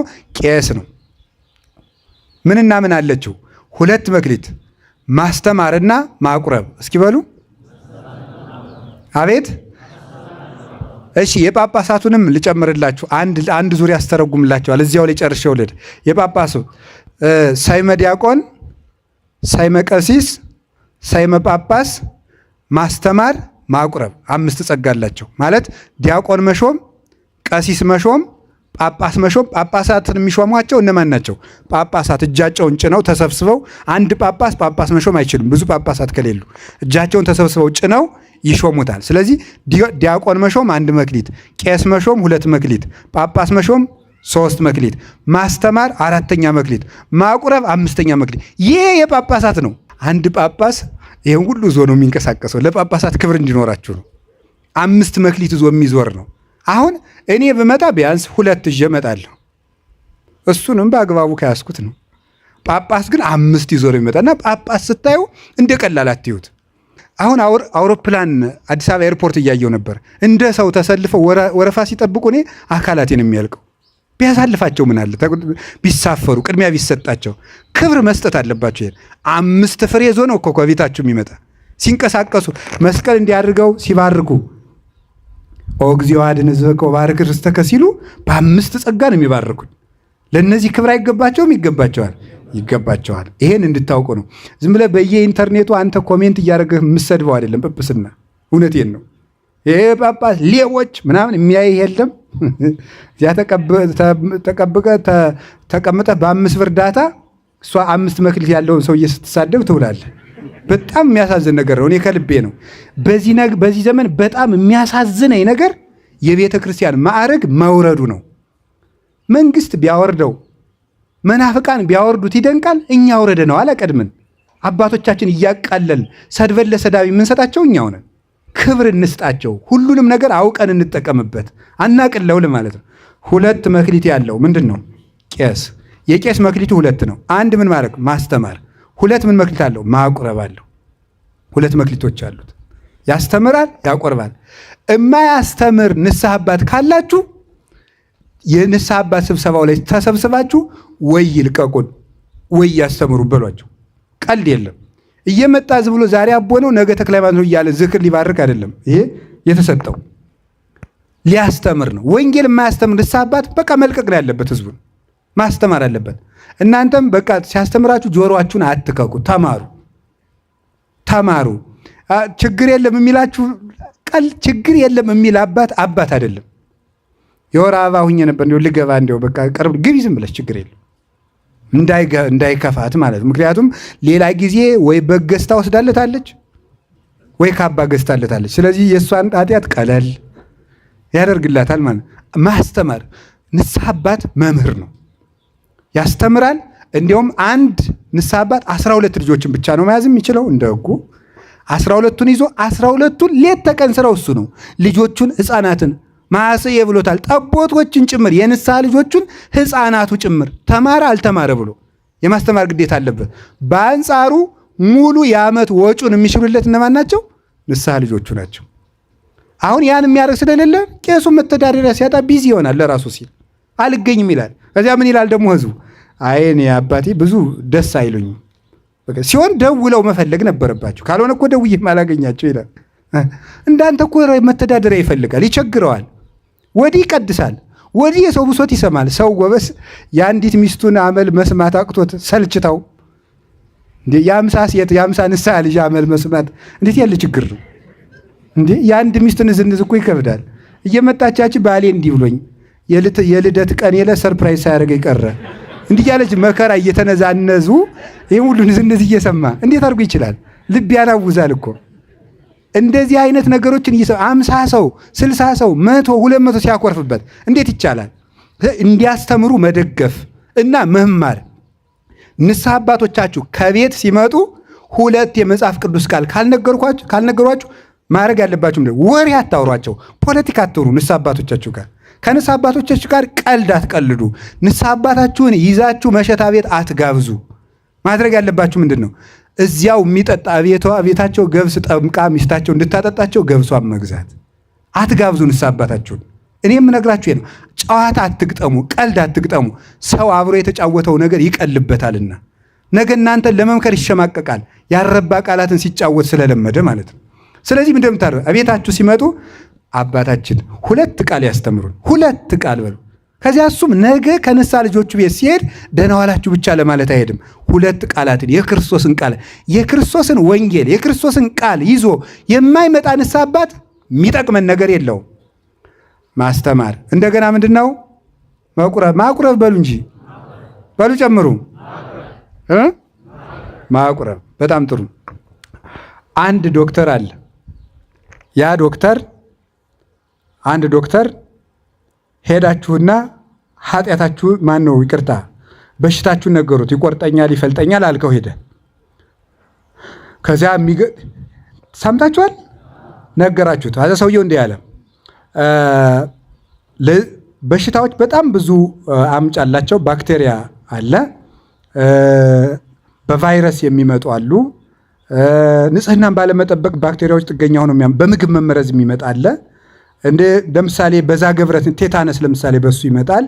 ምናምን ብሎት ደግሞ በዚህ ፍላይ በርድስ በሚባል በዚህ በወባ ትንኝም ተነክሰ ልትታመም ትችላለህ ብሎ ስለ በሽታ ያልሆነ ትምህርት ወይም ደግሞ ወይ አናቶሚ ወይም ደግሞ ፊዚዮሎጂ አስተምሮ ሰደደ። ትድናለህ? አድንም? ትድናላችሁ? እና ምን ሲሰጣችሁ ነው የምትድኑት? መድኃኒት ማለት ነው። ስለ ጤና በመማር ጤና ማግኘት አይቻልም። በእርግጥ ወንጌል ከዚህ በላይ ነው። አስተምሮ ብቻ መድኃኒት ካልሰጣቸው አይድኑም። መድኃኒቱ ማን ነው? የክርስቶስ ሥጋና ደም ነው። ቅዱስ ሥጋውን ክቡር ደሙን የማይሰጥ ሐኪም ማለት ካህን ማለት መድኃኒት ሳይሰጥ ሕክምና አውርቶ የሚሰድ ሐኪም ማለት ነው። ወይም በጎችን እየጠበቀ ሳር የማያበላ ውሃ የማያጠጣ እረኛ ማለት ነው። ከዛ ግን ምን ያደርግልሃል? ሐኪሙ ግን ምን ያደርጋል? መጀመሪያ እንዲህ ያደርጋል። ሐኪሙ ያበጠ ካለ ይልጠዋል። እያስለቀሰ ነው የሚልጥህ። ይልጠዋል ያበጠ። ምክንያቱም መድኃኒት አይቀበልማ። ያንን ልጦ የቆሸሸውን ቆዳ አስወግዶ ባክቴሪያዎችን አጥቦ በአልኮል ከዚያ በኋላ መድኃኒት ይቀበላል። ትድናለህ። ሊያድነኝ ነው ብለህ ስላሰብክ እየቆረጠህ ትችለዋለህ። በቢላዋ እንዲያል ቁርጥ እያደረገ ትችለዋለህ። ለምን? ሊያድን ነዋ። ቅዱስ ጎርጎርዮስ ዘኑስስ እንዲህ ይላል፣ ኢናስ ተአጽብ ትእዛዞ ወተግሳጾ ለካህን እስመ አቃቤ ሥራይ መፈውሰ ነፍሱ እቱ ይላል ሃይማኖተ አበው ምዕራፍ 36 ላይ ሲናገር፣ የካህኑን ትእዛዝ ቸል አንበል አናቃለውም፣ እሱ ነፍስን የሚፈውስ ሐኪም ነውና ይላል። የነፍስ ሐኪም ነው። የካህኑን ትእዛዝ አታቃል። ይህንን ንስሐ ግባ፣ ይህንን አድርግ፣ አሁን እንደዚህ ስላችሁ እኔ በቃ ካህናት እንድትታዘዙ እኛ እንድትታዘዙ አንተ ታዘዝከኝ ያልታዘዝከኝ የምትጨምርልኝ ነገር የለም። ጌታ የሚፈርድብኝ በራሴ ስራ ነው። እናንተ ለእኛ እንድትገዙልን ተብሎ የሚሰጥ ትምህርት የለም። እንድትድኑ ብዬ ነው ይህን የምነግራቸው። ስለዚህ ሐኪም ሲቆርጥ ዝም እያለው፣ ካህናት ግን ቃላቱ ተጠንቅቆ አይዟችሁ ምዕመናን እንዲሁ እኮ ይገርማል እኮ የቀበሌ መዝጋቢ እንዴት እንደሚያመናጭቅ እኮ ታውቃለህ። ወገብ እየተቆመጠ ነው የምትጠበቀ።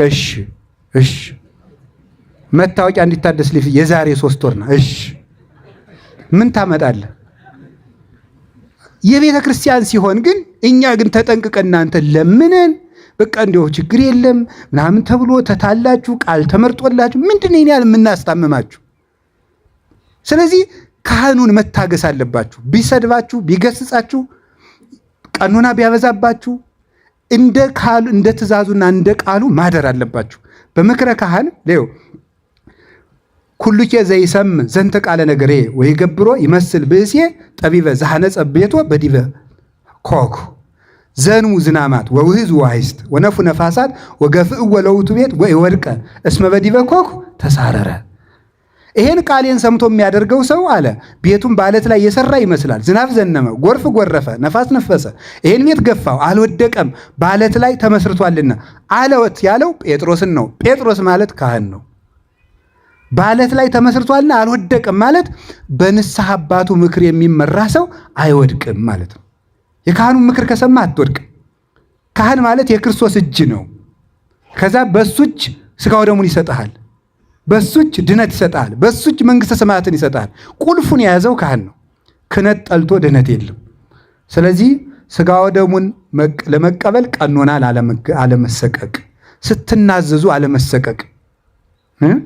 ስትናዘዙ አንድ የማይረባ ምሳሌ ልመስል ነው። የማይረባ ምሳሌ ለሐኪም የተከበረ ሰው እንዲሁ የተከበሩ አቶ ገሌ፣ የተከበሩ ወይዘሮ ገሊታ የምትባለው ሰውነቱ ወይም ሰውነቷ ስቃይ ውስጥ ከሆነ ሙሉ አካሉን ገልጦ ለሐኪም ይሰጣል። አንተም ሙሉ ገመናህን አውጥተህ መናዘዝ አለብህ። ለካህን ስትናዘዙ አትፍሩ። ዛሬውኑ ሂዳችሁ መናዘዝ አላችሁ የላችሁም? አላችሁ። አንድ የተሰጠው ዲያቆን ይባላል። አንድ መክሊት የተሰጠው ዲያቆን ናት። የዲያቆን ጸጋው ተልእኮ ትባላለች። መላላክ ማለት መላላክ፣ የህዝቡን ወደ ማን? ወደ ካህኑ፣ የካህኑን ወደ ህዝቡ ይላላካል ማለት ተላላኪ ነው። ዲያቆን ያችኑ ቀበራት ማለት ትዕቢት ናት። ያችኑ አንዲቱን ደግሞ በቃ ዲያቆንም መቅደስ እስግምዝ ይገባ አቤት ትትን ነው ሲንቀጠቀጥ አብሮ ከቀደሰ ቄስ አምባው ስማ እሱን አምጣው እንደዚህ ነው የሚል ማለት ቀድሶ ኋላ እሱም ቀዳሽ ሁላቸውም ቀዳሽ ናቸው ማለት እኩል ነው የሚሆነው። እና ያችኑ ቀበራት ማለት ዲቁናውን አንድ ነበረችው በትዕቢት ምዕመናንን ማመናጨቅ። ጸበል ስጠኝማ ዲያቆን ዝም በያች። አጣቷ ላይ ያለውን 3 የወርቅ ቀለበት ከሆነ አመጣለሁታል ይቆይ ይላቸዋል ማለት ነው። ይሄ እንዲህ የሚያደርግ ከሆነ እሷን በገንዘብ ፍቅር በትዕቢት ዲቁናውን ያበላሸ ሰው ነው። እግዚአብሔር ከዚህ ሁሉ ይሰውረን። ከቃሉ ጋር ናችሁ? ሌላ 5 መክሊት የተሰጠው ሁላችንም በሉ። አቤት 5 መክሊት ማለት 5 ሕዋሳት በሉ። 5 ማን ናቸው? ዓይንሽ፣ ጆሮ፣ ሌላ አፍንጫ፣ ሌላ አፍ፣ ሌላስ እጅ። እነዚህ ምን ይባላሉ? 5 መክሊቶች ናቸው። አሁን መክሊት የለኝ የምትሉ እንግዲህ ይሄ ሁሉ እያላችሁ ነው ማለት። ይሄ ሁሉ እያለ ነው መክሊት የለ። እኔ እኮ ጸጋዬን አውቀው ጌታዬ፣ ጸጋ ዓይንህ ነው፣ ጸጋ ጆሮህ ነው፣ ጸጋ አፍህ ነው፣ ጸጋ እጅህ ነው። በዚህ ከሰራህ መክሊት አለ። በዓይንህ ታነባለህ ወይ ነው ወይስ ፌስቡክ ላይ አፍጥጠህ የምታድር? ዓይንህ ላይ እኮ አሁን በዓይናችሁ ዓመት ዝም ብላችሁ እንዲሁ ድሃ ሁኑ። አንድ ሊቀ ጳጳስ አንዱን ልጅ እንዲሁ ምን ሆነ ነው የማትማልጃ? እርቦኝ ስደነቆር ምን እየበላህ ደነቆርክ አሉት ይባላል። እውነቴን እኮ ነው። መቼስ ለድንቁርናህም በልተህ የምታደር አይደለም እንዴ? ስደነቆር ምን እየበላህ ደነቆርክ? እና አሁን አንድ ሰው ስራ አይኖረው፣ መተዳደሪያ አይኖረው፣ ቅጥር አይኖረው፣ ዓመት ቁጭ ብሎ ዝም ብሎ መጽሐፍ ቢያነብ እርግጠኛ ነኝ ሀብታም ይሆናል። ዝም ብሎ መጽሐፍ ቢያነብ ማለት ዓይንህ ብቻ ይበቃሃል ማለት። ቁጭ ብለህ ላይብረሪ 1 ዓመት መጽሐፍ አንብ። እነዚያ መጽሐፍት ገንዘብ እንዴት እንደምታገኝ ይነግረዋል። ስለዚህ ዓይናችን ብቻ በቂ ነበር፣ አልሰራንበትም። ጆሮ በቂ ነው። ዝም ብለህ ሂድ ተማር። ገንዘብ የለም፣ ቅጥር የለም። ዲግሪ ከተመረቅ 5 ዓመት ነው። በጆሮ ስራ ሂድና ተማር። ዝም ብለህ አትወዝን። አይ ተምሬ ነበር እያልክ አስፋልት ስታለፍ አጥቷል። ተማር። ትምህርት ቤት ወይ ቄስ ትምህርት ቤትም ስማ። ትምህርት ቤቶችን ተማሩ። ወግ ስትሰሙ ጆሮአችሁን አታበላሹት፣ አፍክን አታበላሽ። ዝም ብለህ አንብብበት። እጅህን ስራ አላችሁ ዘመዶች። እግዚአብሔር ከሁላችን ጋር ይሁን። ስንት መክሊት? 5 መክሊት። 5 መክሊት። 5ቱ ደግሞ ሌሎቹ ምንድናቸው ነው? 5 ያተረፉት 5ቱ አንደኛው ሴንስ ይባላል። ሴንስ ታውቃላችሁ አይደል? ስሜት ማለት ነው። ሴንስ። ሁለተኛው ፐርሰፕሽን ይባላል። 3ኛው ኦፒኒየን ይባላል። 4ኛው ኢንተሌክት ይባላል። 5ኛው ሪዝን ይባላል። እነዚህ 5ቱ ናቸው። ተርጉሟቸው እንግዲህ እንግሊዘኛ ለእናንተ ችግር የለውም ማለት ነው። ይሄንን የተናገረው ሊቅ ዮሐንስ ዘደማስቆ ይባላል። 5 መክሊት 5 የውስጥ አለ ማለት ነው። ሴንስ ስሜት ነው። ፐርሴፕሽን መረዳት ነው። ኦፒኒየን አስተያየት ነው። ኢንተሌክት እውቀት ነው። ሪዝን ምክንያት ነው። እነዚህ ምክንያታዊ ሁን፣ በእውቀት ተመራበት። ምልከታ ይውላችሁ ሰው ሐሳብ የሚስተው ምን ሲመራው ነው? ሴንስ ፐርሴፕሽን እና ኦፒኒየን ሲመሩት ሰውየው የተሳሳተ ይሆናል። እነዚህ እንዲሳሳቱ እንዳይሳሳቱ የሚጠብቀው ሪዝን እና ኢንተሌክት ናቸው። ሁለቱ ምክንያታዊ ከሆነና እውቀታዊ ከሆነ ስሜት ሰውየውን አያጠፋውም። በምክንያት የሚያስብ በእውቀት የሚያስብ ከሆነ ስሜት አያጠፋውም። ስሜት እንዳያጠፋው በደንብ ስሙ። በሞቴ 5ቱ የስሜት ሕዋሳት ለሴንስና ለፐርሰፕሽን ምን የሚሰጡ ናቸው? ግብአት። ለምሳሌ ወጥ ይሸታሃል፣ ምን ታደርጋለህ? ሴንስ ይሰጥሃል። የመብል ፍላጎት ያድርብሃል ማለት ሽታው ነው። ስለዚህ 5ቱን ትጠብቃለህ። 5ቱን ስትጠብቃቸው ከውስጥ የሚሰማ ስሜት ይስተካከላል ማለት ነው። አላችሁ። እነዚህ ሕዋሳተ ውስጥና ሕዋሳተ አፋ ይባላሉ። 5 የተሰጠው 5 አተረፈ ማለት መክሊቱን 5ቱን የውጩን ሕዋሱን ጠበቀ፣ 5ቱን ደግሞ የውስጡን አተረፈ። ይሄ ሰው ምን ይባላል? ሙሉ ሰው በሉ። ሙሉ ሰው በሉ። ኧረ በሉ። እሺ ሪዝነብል በሉ። ኢንተሌክቹዋል በሉ። አዋቂ ሰው መሆንና ምክንያታዊ ሰው መሆን። አዋቂ ሰውና ምክንያታዊ ሰው እንድትሆኑ ደግሞ እነዚህ 5ቱ ግብአቶች በዓይንህ የምታየው፣ በጆሮህ የምትሰማው፣ በጣትህ የምትዳስሰው፣ በአፍህ የምትናገረው በውስጥ ሪዝኔብል እንድትሆንና እንዳትሆን ይወስንሃል ነው። ስለዚህ የምትሰማውንና የምታየውን ነገር አስተካክል ነው። የምታየውንና የምትሰማውን ካስተካከልክ የምታስበውም የተስተካከለ ይሆናል። የምታስተካከል ለብ በሉ ደግሞ የምታስበው ከተስተካከለ የምትሰራው ይስተካከላል። ከውስጥ ወደ ውጭ፣ ከውስጥ ወደ ውጭ ነው ኑሯችን። ከውጭ የምታየው ውስጥህን ያረክሳል። ውስጥ ሲረክስ በእጅ ደግሞ የረከሰ ነገር መልሰህ ትሰራለህ። ይሄ ምንድን ነበር? የጨረቃ ኦርቢት አለ አይደል? ምህዋሯ እንደዚህ እየዞርን ነው የምንኖረው። በውጭ ያሉ ተዋሳት ለውስጥ የረከሰ ነገር ያቀብሉታል። ውስጥ ሲረክስ ደግሞ በውጭ ደግሞ የግድህን የረከሰ ነገር ትሰራለህ። እንደዚያ እንዳይሆን ውጩ የተቀደሰ ነገር የሚሰማ ከሆነ ውስጡ ይቀደሳል። ውስጡ ሲቀደስ ደግሞ እጆቹ መልካም ፍሬን ያፈራሉ። የፍሬ ሰው ይበለን። እሺ፣ ሌላ ላጠቃለው። 2 የተሰጠው ነፍስና ስጋ የተሰጠው ነው። አልተሰጣችሁም? አልተሰጣችሁም ወይ? አልተሰጣችሁም? እሺ፣ እንደገና ደግሞ 1 የተሰጠው በቅድሙ ይወርዳል። ሰውነት፣ አሁንም ሰውነት ነው የሚሆነው። እሺ፣ እየጨረስኩ ነው። አንዱን አወራረድ ልንገርታችሁ። 5 የተሰጠው አሚን፣ እምነት፣ ተስፋ፣ ምሕረት፣ ትዕግስት፣ ደስታ። እነዚህ 5 መክሊቶች ይባላሉ። ምን ናቸው? 5 ምን ናቸው? እምነት፣ ተስፋ፣ ምሕረት፣ ትዕግስትና ምንድን ናቸው? ሰላም ወይም ይቅርታ፣ ደስታ። እነዚህ 5 ናቸው። እነዚህን በትክክል ተጠቀሙባቸው። ርኅሩህ ሁን፣ እመን፣ ተስፋ ይኑርህ፣ ትዕግስት ይኑርህ፣ ባገኘው ነገር ደስተኛውን። እነዚህ ነገሮች ነፍስና ስጋህን ያተርፋሉ። ውሏችሁና ቀናችሁን የሚያሳምሩ በየቀኑ 5ቱን ጽፋችሁ ተመሩባቸው። ዛሬ ትዕግስተኛው እያለሁ ወይ? በደስታ ውያለሁ ወይ? አምኜው እያለሁ ወይ? በተስፋ ነው ወይ የዋልኩት? የረራዬ ስራ በዛሬው ቀን ሰርቻለሁ ወይ? ወይስ ጨክኜ ነው የዋልኩት? እንደዚህ ስትሉ ሰውነት ይኖራችኋል። ሰውነት ካላችሁ ሰው የማይችለው ነገር የለም። በእግዚአብሔር አምኖ በትክክል ግን ሰውነታችንን በ5ቱ መክሊቶች መስራት ነው። ቅድም ባልኳችሁ በ5ቱ የሙሴ መጻሕፍት፣ በ4ቱ ወንጌል፣ በአጭሩ ደግሞ ምን ላይ ተረጉሙታል አባቶቻችን? 5 መክሊት የሙሴ፣ 2 መክሊት ብሉይና ሐዲስ፣ 1 መክሊት የጸናቸው አንድ ሃይማኖት ላይ ተረጉማሉ። ይሄን እንተውና እሺ 5 መክሊት እነዚህ 2 መክሊት ደግሞ አላችሁ።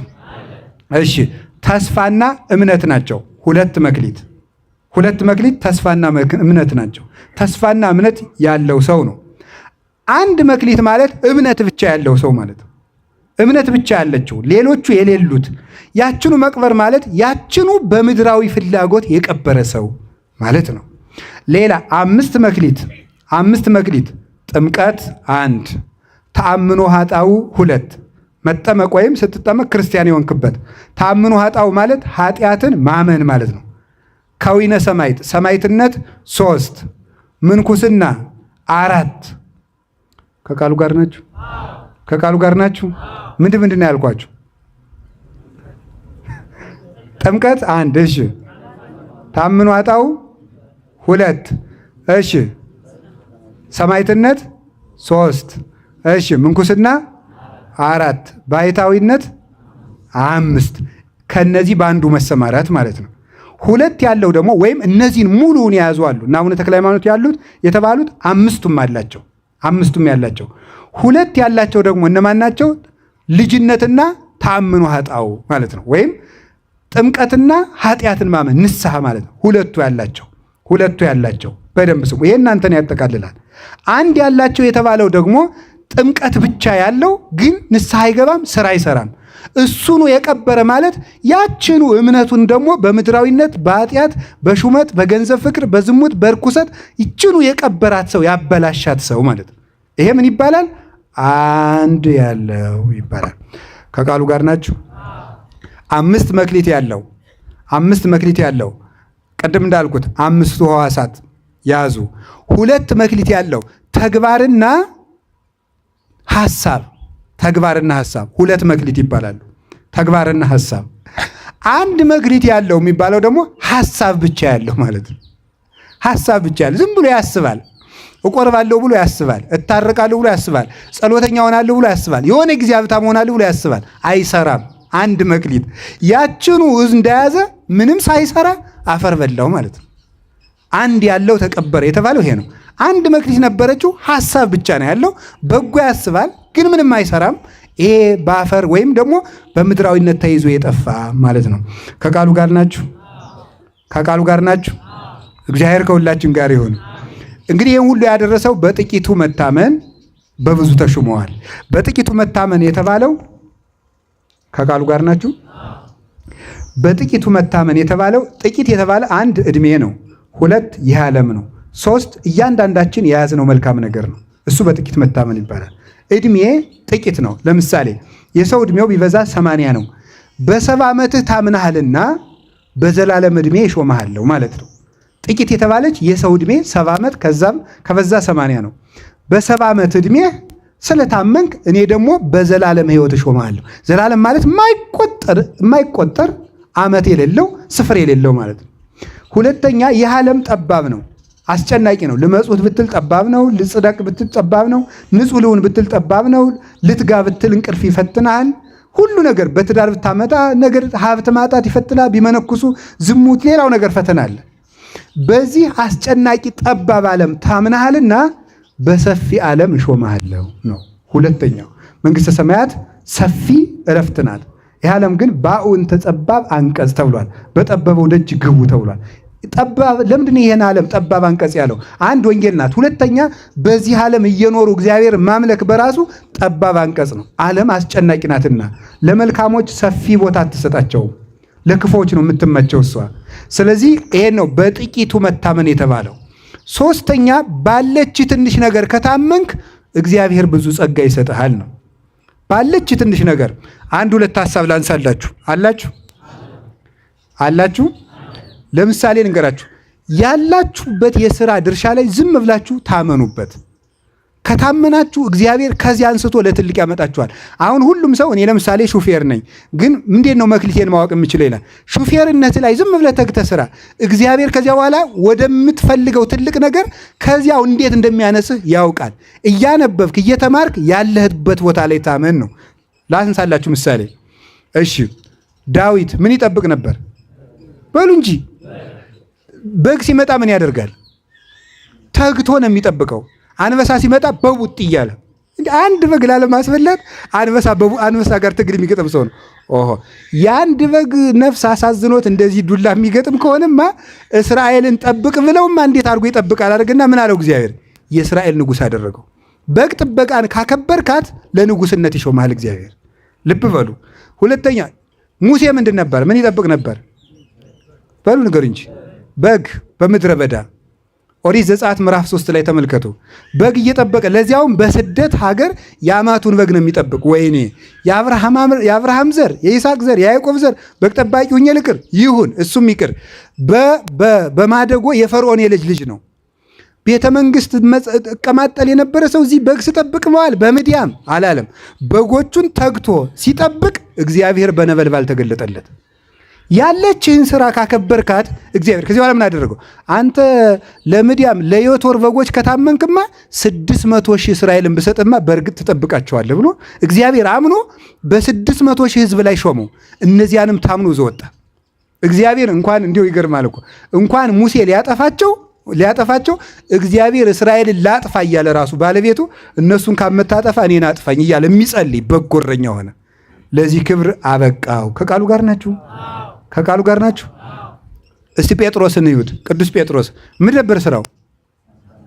አቤት አሳ አጥማጅ ነው። ምንድን ነው ያደረገው? አሳ ነበር። በቀን ይችን አሳ ያውም ሲለፋ ውሎ የማያገኘው አንድ አሳ ሲጠብቅ ነበር የሚለው ጌታ። ምን ከዚህ በኋላ አንተ በ55 ዓመቱ እኮ ነው እግዚአብሔር ያሳያችሁ። በ55 ዓመቱ አሳ እያጠመድኩ ብሎ አላማረረም። አሳዋን ያጠምዳል። ዝም ብሎ ስራው ናት። ስራችሁን አክብሩት። አሳውን ሲያጠምድ ጌታ መጥቶ ምን አለው? አሳ ከዚህ በኋላ አሳ ሳይሆን ሰው የምታጠምድ አደርግሃለሁ አለው። ከዚህ በኋላ ምን አደረገው? የሐዋርያት አለቃ አድርጎ ሾመው። በጥቂቱ መታመን ማለት ቅዱስ ጎርጎርዮስ ገባሬ መንክራት እንደሚተረጉም በጥቂቱ የታየም በብዙ ይሾማል ማለት በምእመንነት ከታመንክ ዲቁና ይጨመርልሃል፣ በዲቁና ከታመንክ ቅስና ይጨምርልሃል፣ ቅስናን ካቀበርከው ጵጵስና ይጨመርልሃል ይላል። መጀመሪያ የያዝካትን ምን አሁን ዲያቆኑ በዲቁናው ሳያፈራበት ቅስና በቁምስናው ያላፈራ በነው ጊዜ እባካችሁ ጳጳስ አድርጉኝ በዚያኛው መቻ አፍርተህበት ሳትታመን በዚያ ገና መቻመን። ይሄን ነው እግዚአብሔር የሚያስተምረን። አንድ ታሪክ ልናገርና ትምህርቴን ጠቅልለው። ከቃሉ ጋር ናችሁ? አንድ ሰው ነበረ፣ ጳጳስ ነው። አትናቴዎስ ዘአንጾኪያ ይባላል። እና በዘመኑ የነበሩት አንጾኪያ የነበሩት ሰዎች ጳጳሳቸው ይሞታል። ጳጳሳቸው ሲሞት የእስክንድሪያው ፓትርያርክ መጥቶ እስኪሾምላቸው ድረስ እነሱ በዚህ ቀን እመጣለሁ ብሎ ቀጥሮ ዘገየባቸው። ሲዘገይባቸው ኧረ እሱን ስንጠብቅ ብለው ዝም ብሎ ምዕመናን ተሰበሰቡና ጳጳስ አድርገናል አሉት። ዝም ብለው አንዱን አትናቴዎስን ማለት ዝም ብለው ያኛው እስኪመጣ ምን አጠባበቅ ራሳችን ማንሾመው በገንዛ ሀገራችን። ዛሬ እኮ ህዝብ የሚሾመው ጳጳስ ነው የሚበጠብጠን። ህዝብ የሚሾመው ጳጳስ አይረባም። ማንም የምትሾም ያለባት ቤተ ክርስቲያን ናት። እናንተ ናችሁ እኮ ሰውን ሁሉ የሌለውን ጸጋ እውነት ነው መሰል እንዲል ያደረጋችሁት። መነኩሴው ሁሉ አንዲቱ ትሄድና አባ አቤት በህልሜ ይመስለኛል ከረጅም ተራራ ላይ ቆመው ይመስለኛል። እሺ እንደገና የብርሃን መስቀል የያዙ ይመስለኛል። እሺ ኋላ ክንፍ ያወጡ ይመስለኛል። እሺ ኋላ በላይ ላይ አልፈው ሄዱ እና በህልሜ የናዩት ይሄ ነገር ጸጋልኝ እንዲህ ይላል። እዚህ ኋላ ሲያሰግድ ይውላል ማለት ነው። እናንተ እኮ ናችሁ መነኩሴውን ሁሉ ሳያስበው ያላሰበውን ክብር ሁሉ እንደበቃ የምታስመስሉት ማለት እያቀበጣችሁ። እኔ እንደውም አንድ ጊዜ አንድ ቄስ አሉ ስዊድን የሚኖሩና አስተምሬ ስጨርሽ ይሄ ኩታራ ነው ጉልበቱን እንዳስሙት አሉ። እውነታቸውን ነው። እንደዚህ የሚል ሰው ነው የሚያስፈልገን። አንዳንድ ሰው ያለመጠኑ ክብር ስንሰጠው መጨረሻ ላይ ይበላሽብናል። በእውነቱ ማለት የሀገራችን ገበሬ እኮ ሊቅ እኮ ነው። ምንን ካላልኩት ገብቼ ምን ልበል ይላል፣ ልፈትፍት ይላል ካላሉት ብሎ የሚናገረው ለዚህ ነው። ግን በሉ አላልኩም። እንደዚህ ከቃሉ ጋር ናችሁ። እግዚአብሔር ከሁላችን ጋር ይሁን እና ተሰብስበው ሾሙት። እሱ ሊሾም ሲመጣ ያኛው በተቀጠረበት ሰው ሲሾመ ይቺ ሀገር እንዴት አለች? ጳጳሳቸው ሙቶ እና አሁን እንዴት ሆነዋል? እራሳቸው ሾመው አለ። አውግዞት ዙሮ ቤቱን መጥቶ አወገዘህ እኮ አለ። የሚገርመው ግን ያ ሰውዬ ቅን ነበረ። ህዝቡ አስገድደው ነው የሾሙት እና ቅን ስለነበረ አውግዞኝ ዳው እንግዲያ ሰውየው ቅስና ነበረው። ጥሩ ካህን ነው፣ መነኩሴ ነው። መጣና ከዚህኛው ፓትርያርክ ቤት መጣ። ምን ሆነ መጣ? የእርስዎ ቤት ጠራጊ ሁኜ ቃለ እግዚአብሔር ልማር ብዬ አንድ ምእመን ነኝ አለው። ምእመን ሆኖ ቤት እየጠረገ በልጠረግ አለው። ታማኝ አገልጋኝ ሆነ። አንተስ ድንግልና አለኸው አለ። አንተስ ዲቁና ልስጥህ አለው። ኧረ አይገባኝም፣ ፊት እኮ ጳጳስ አድርገው ሾመውታል። ሲያወግዘው ጊዜ መጣና ይሄን ኃጢአቴን ማስተስር ያለብኝ ብሎ መጥቶ ሎሌን ነገባ። ለአንተስ ዲቁና ይገባሃል አለው። ኧረ አባቴ አይገባኝም። ይገባሃል አይገባኝም፣ ይገባሃል አይገባኝም። ኋላ 2 ጊዜ መሾም ኃጢአት ስለሆነ የነገር እንግዲያስ አጉል ነው ብሎ በነውር ተይዞብኝ ነው እንጂ ዲቁና አሳለኝ አለው። ተከልክዬ ነው እንዳትቀድስ ተብዬ ነው እንጂ የሆነ አባት ከልክለው ነው እንጂ ዲቁና አለኝ። በል ዲያቆን ሆኖ አገልግል። በዲቁናው እጅግ በጣም ታማኝ ዲያቆን ሆኖ አገለገለ። ሲያገለግል ሲኖር አንተ ቅስና ይገባሃል አለው። ኧረ አባቴ አይገባኝም፣ እንዲህ አንተ ይሾማ እምቢ የምትለኝ ከሆነ እኔ አወግዝሃለሁ አለው። ድሮስ ምን ብሎ መጡ። እንደዚያ ሲለው ምን አለ? አባቴ በነውር ተይዞብኝ ነው እንጂ ቅስና አለኝ አለው። በል ግባና አገልግል አለው። ሲያገለግል ጵጵስና ልሹምህ አለው።